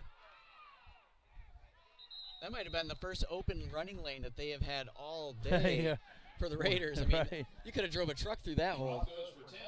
Well, I think the Bulldogs have put themselves on cruise control, Steve. They don't look like they're bringing the heat and pressure like they were.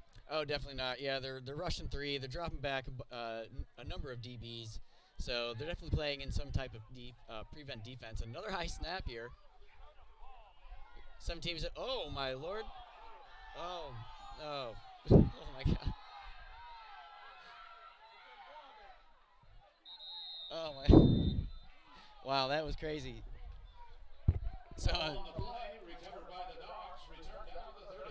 yeah, I'm not exactly sure. Let's pull the replay back out on that one.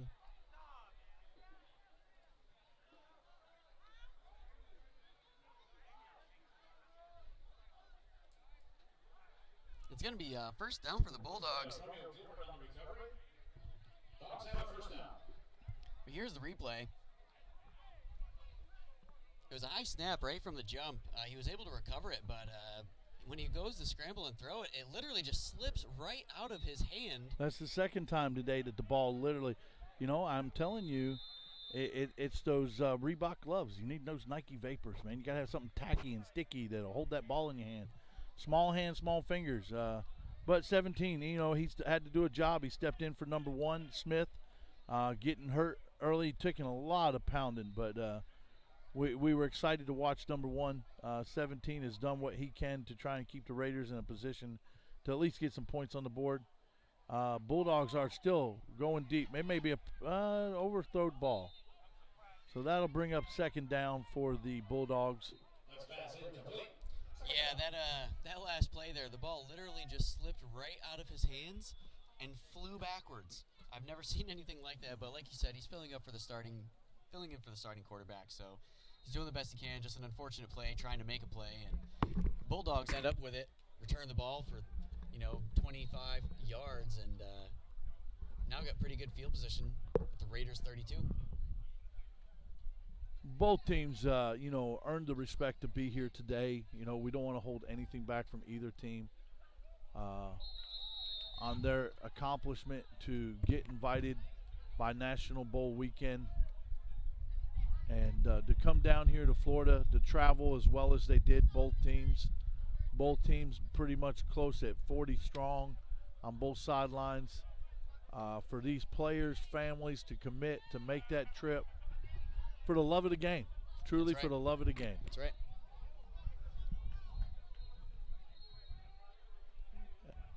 At the conclusion of this 6 minutes, we'll do our MVP and trophy presentation for the two teams. Once again, we drop back. He's looking for another opportunity. Throws to the sidelines, and he'll be tackled out of bounds. Looks like he'll be about 3 yards short, 2 yards short, and they'll mark him 4th down and 2 from the 24-yard line.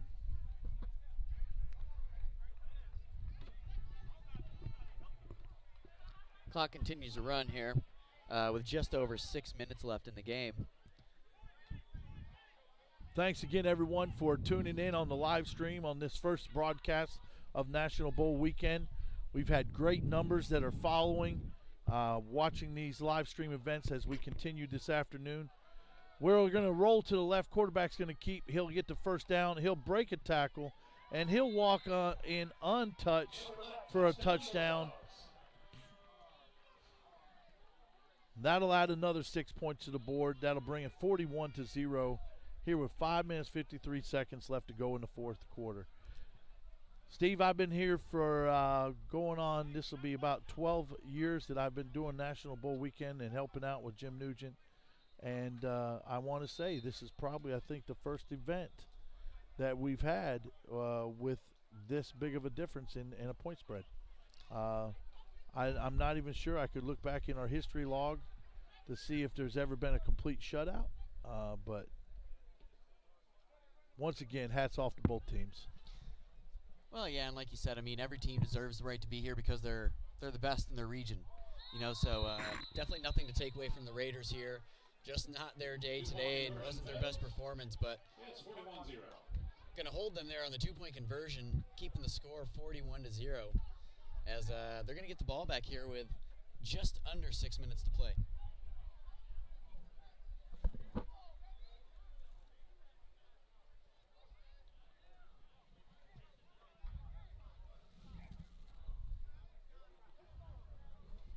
We got the next two teams standing in the end of the tracks, starting to get loose and warmed up and ready for our 3:30 kickoff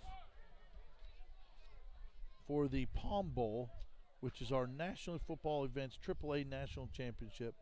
Texas Colts, Marlboro Shamrocks. Don't want to miss it. Stay tuned.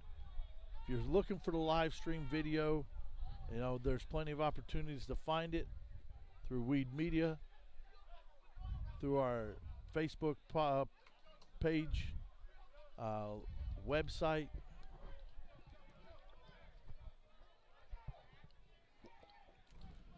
On conclusion of this game and of this weekend, National Football Events and founder Jim Nugent will be hosting an all-star game in called the Casino Bowl in Las Vegas the first weekend in April. That will be the 24th year for Casino Bowl. So if you'd like an opportunity, follow through by the director Jim Nugent or through their website at nationalfootballevents.com.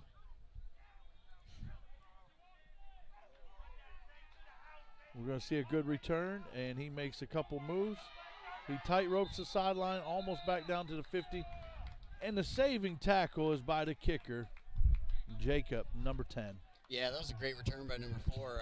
You know, just providing a little bit of spark and a little bit of life for the Raiders still. They're definitely not going to give up here. Game well out of control as far as making a comeback goes, but they're not going to give up. They're going to play it out and finish strong.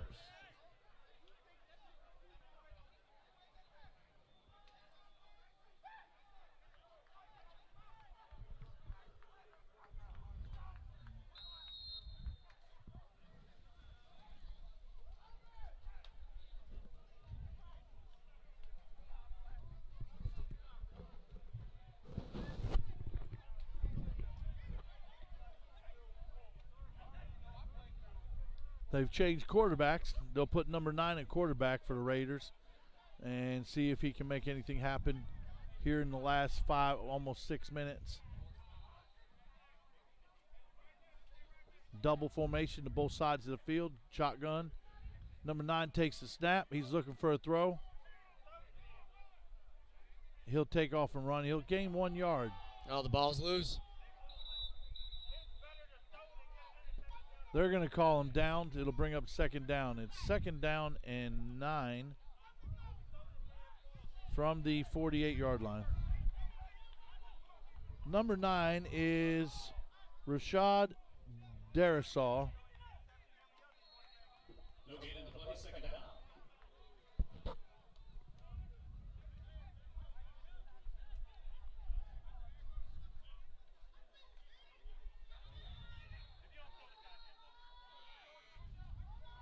Oh, nice scramble there from number 9, the quarterback.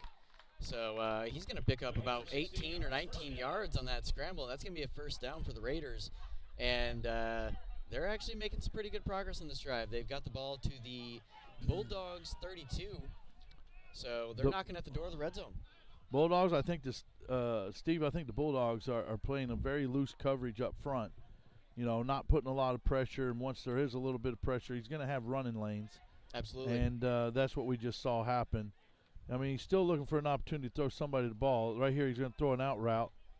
Pressure in his face, short hopped it, incomplete. They'll bring up second down. And once again, the quarterback is slow to get up off the ground. Number 9, he yeah,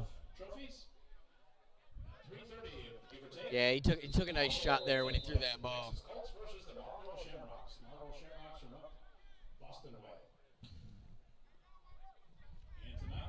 And he's up. He's up. Just not sure who they've got left on the roster. It looks like number 8's coming in. So this will be the 4th string quarterback for the Raiders that is now in the game. So definitely facing some difficulty from a personnel standpoint. Hard to throw a football when you haven't been in the game. Throw it. So we've seen a couple of the quarterbacks short hop the pass. That just comes from reps of being able to be warmed up, throwing the ball. And actually, it looks as if number 12 may be taking control of the huddle here, actually. So it is number 12 that's at least given the play call. Let's see who gets up on the line under quarterback position.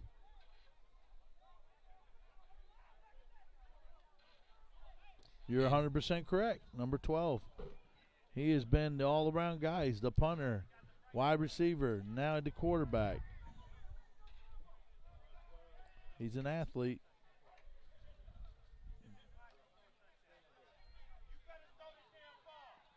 Oh! What a hit. I think he might have wanted through that one. Yeah. Well, he's not a quarterback normally, and when you take shots like that, you learn to get rid of the ball. And he did not get rid of the ball. That hit was by number 24, Dennis Dzurikn. You tried to say that one there, Hot Rod. Dzurikkanin. I'm not even going to try. Great job there, partner. Great job, number 24. We'll make sure that you get that credit. Yeah, laid the wallop down at number 12. He's going to be feeling that one tomorrow.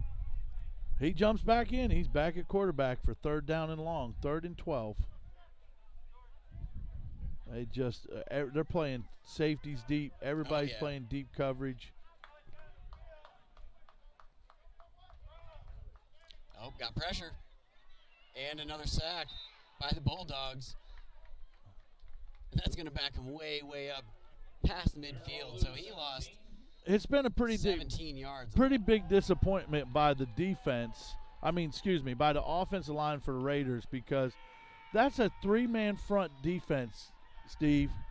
You got 5 offensive linemen that are standing there watching the quarterback and a running back. So it's 6 on 3. Yeah. 6 on 3, and you can't give your quarterback enough time to even step up with the ball. Yeah, it's definitely going to be an opportunity for the Raiders to evaluate from a coaching standpoint and build off this. You know what I mean? You got to understand, you're coming here playing the best of the best. The competition level goes up. Well, when you're a coach, what would you be telling your team right now? You just faced a hard loss on the road. You traveled. What do you tell your team?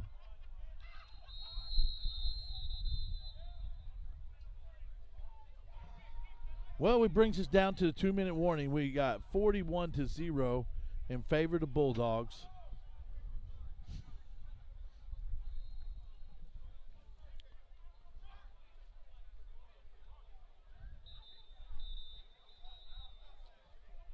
Yeah, just a dominating performance by the Bulldogs today. Just gave the coach the ice bath on the other side of the field there. They're getting ready to celebrate with the trophy ceremony that we have coming up here soon. And, unfortunately for the Raiders, they're going to have to look forward to next year. Yeah, the coach will go back. He'll break the film down. He'll go back and watch the live stream once it's archived out to evaluate some of the differences and the things that they need to build on for their next season coming up next year. And really proud of these organizations for all they do of getting here, putting these teams together. We can look and see there's a lot of young players that are out here. And best of luck to the East Penn Raiders and the Middle Tennessee Bulldogs. Nice pass there. And a nice run. Number 30.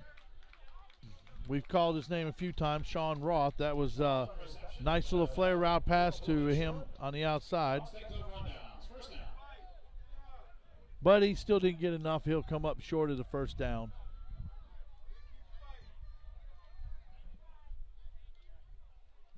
Yeah, just a lot of heart here from the Raiders. The game's clearly out of touch now, and they're still playing full bore, not taking their foot off the gas at all. So definitely got to give props to the Raiders, playing a complete game, a clean game, and definitely congratulations to the Bulldogs on being the champion. Yeah, and they're really, from a Bulldog standpoint, there's really no intention to even move the football. No. They could just literally take a knee, run the clock out, end this game. And, not add any risk to anybody getting injured because, you said it earlier, Steve, all these young men, they still have a family, they have a job that they have to return back to come Monday. And, truly the love and passion for the game that they do, there's no added reason for more risk for injury. That's right.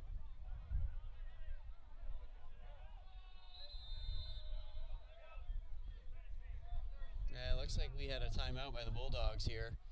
Timeout Bulldogs. So we're going to take one with them. We'll be right back.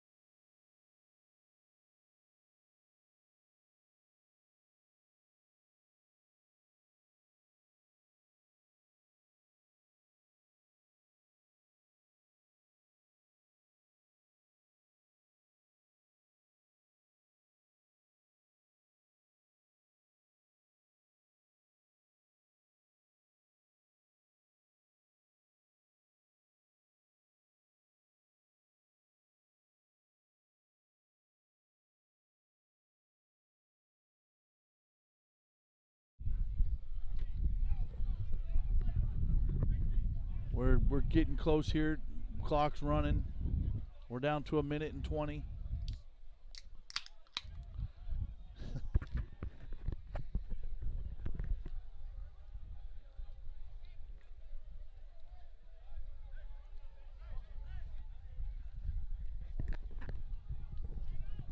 Down to a minute.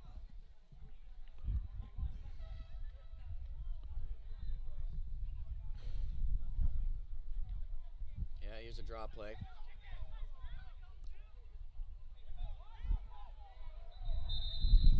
that should really be the last play of the game here. No need to even run another play. Got a guy slow to get up here from the Raiders, number 8. He appears to be okay, just a little shaken up. But this clock's going to continue to run.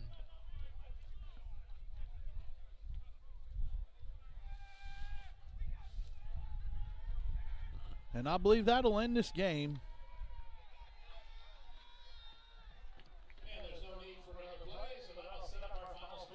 So we'll congratulate the Middle Tennessee Bulldawgs for being the champions of the Orange Blossom Bowl here today in National Bowl Weekend, the USFA National AA Championship. Congratulations to the Bulldogs. Hey, best game for the Middle Tennessee Bulldogs. Middle Tennessee East Penn Raiders. It's already been a long first game, and Raiders, great job. Way to bring a squad here to compete. And we'll get ready here momentarily for our jersey and banner presentation.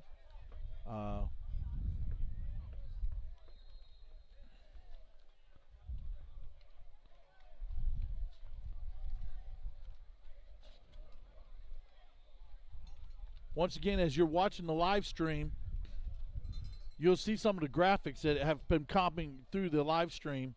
One of those being the 24th National All-Star Game for National Football Events Casino Bowl that will be held April the 4th, the first weekend in April, before Easter, the weekend before Easter. If you want further information, please go to www.nationalfootballevents.com and check that out. Another great opportunity for many of these players, and in this next game you'll see several as we talk and commentate on the next streamed game. For the Texas Colts, we have multiple players over there that play with the AFE, American Football Events Team USA, and you'll have an opportunity to see them and talk with them before and after the game that have had a chance to travel with us internationally, outside the United States, nationally with some of the All-Star games. And you can follow us on our social media and on our website, afeteamusa.com. And as Mr. Jim Nugent brings the teams together for the MVPs and jersey presentation, we'll be sure to announce those MVPs as the selection committee has picked them from the booth.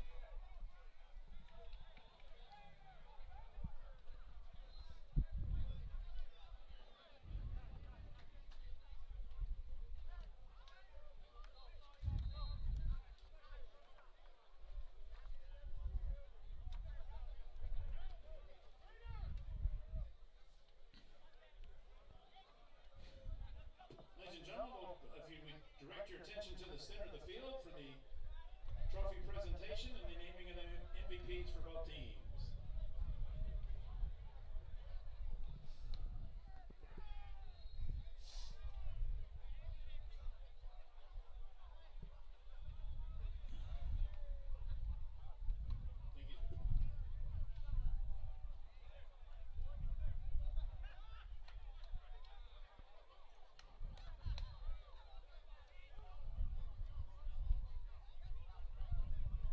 Ladies and gentlemen, we'd like at this time to present the runner-up trophy of the Orange Blossom Bowl to the East Pennsylvania Raiders, and representing for the most valuable players for the East Penn Raiders, number 23, Carlton Henderson.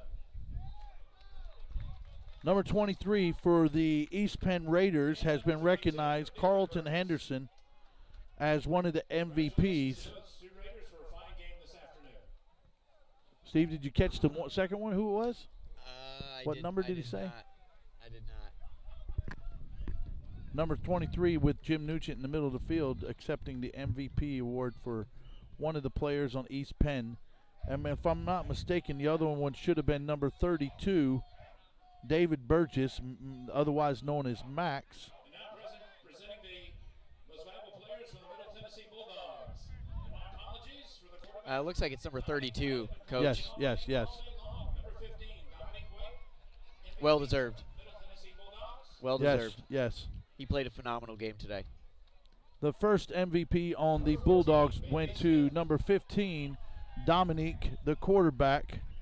And the second one goes to the 64-yard punt return touchdown to Bebe Smith, number 14.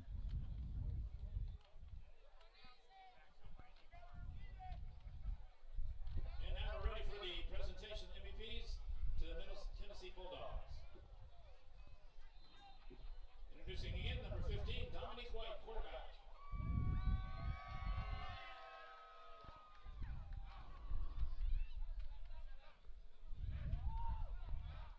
Number 15, there he is, MVP for the Bulldogs, offensive MVP.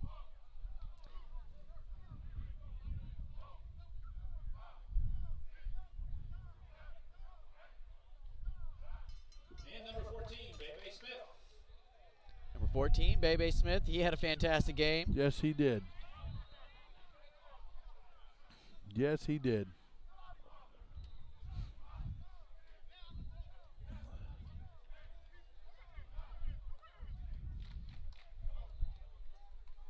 Number 5, Keon Bohannon. And the last one goes to the running back, number 5, Keon Bohannon. Great job by the number 5 as well, Steve. He definitely was a reckoning force when it came to their run game. Oh, yeah. Dude's real quick. Definitely made an impact on the game, and another well-deserved MVP nom. And last but not least, with 3 interceptions today, number 25, Marcus Hill. Yeah, that was big. Number 25, Marcus Hill. He had 4 interceptions today on the defense. Well, and his teammates were quick to throw up the 4s. Yeah, right. No, not 3, it's 4. It's 4. Again, another great game played, well-deserved. Presentation of the trophies.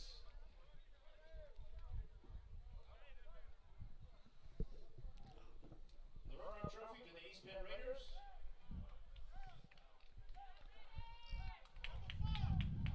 The runner-up trophy will be presented to the coach for the East Penn Raiders. Great job for the Raiders. And now the presentation for your 2020 Orange Blossom Bowl champions to the Middle Tennessee Bulldogs.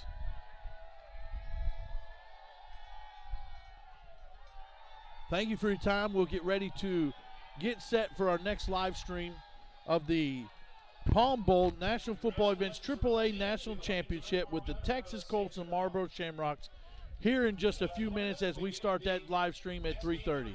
Please stay tuned. We will disconnect briefly, but please stay tuned. The link will stay the same. The next game will appear right here in about 10 to 15 minutes. Stay tuned. Don't go away.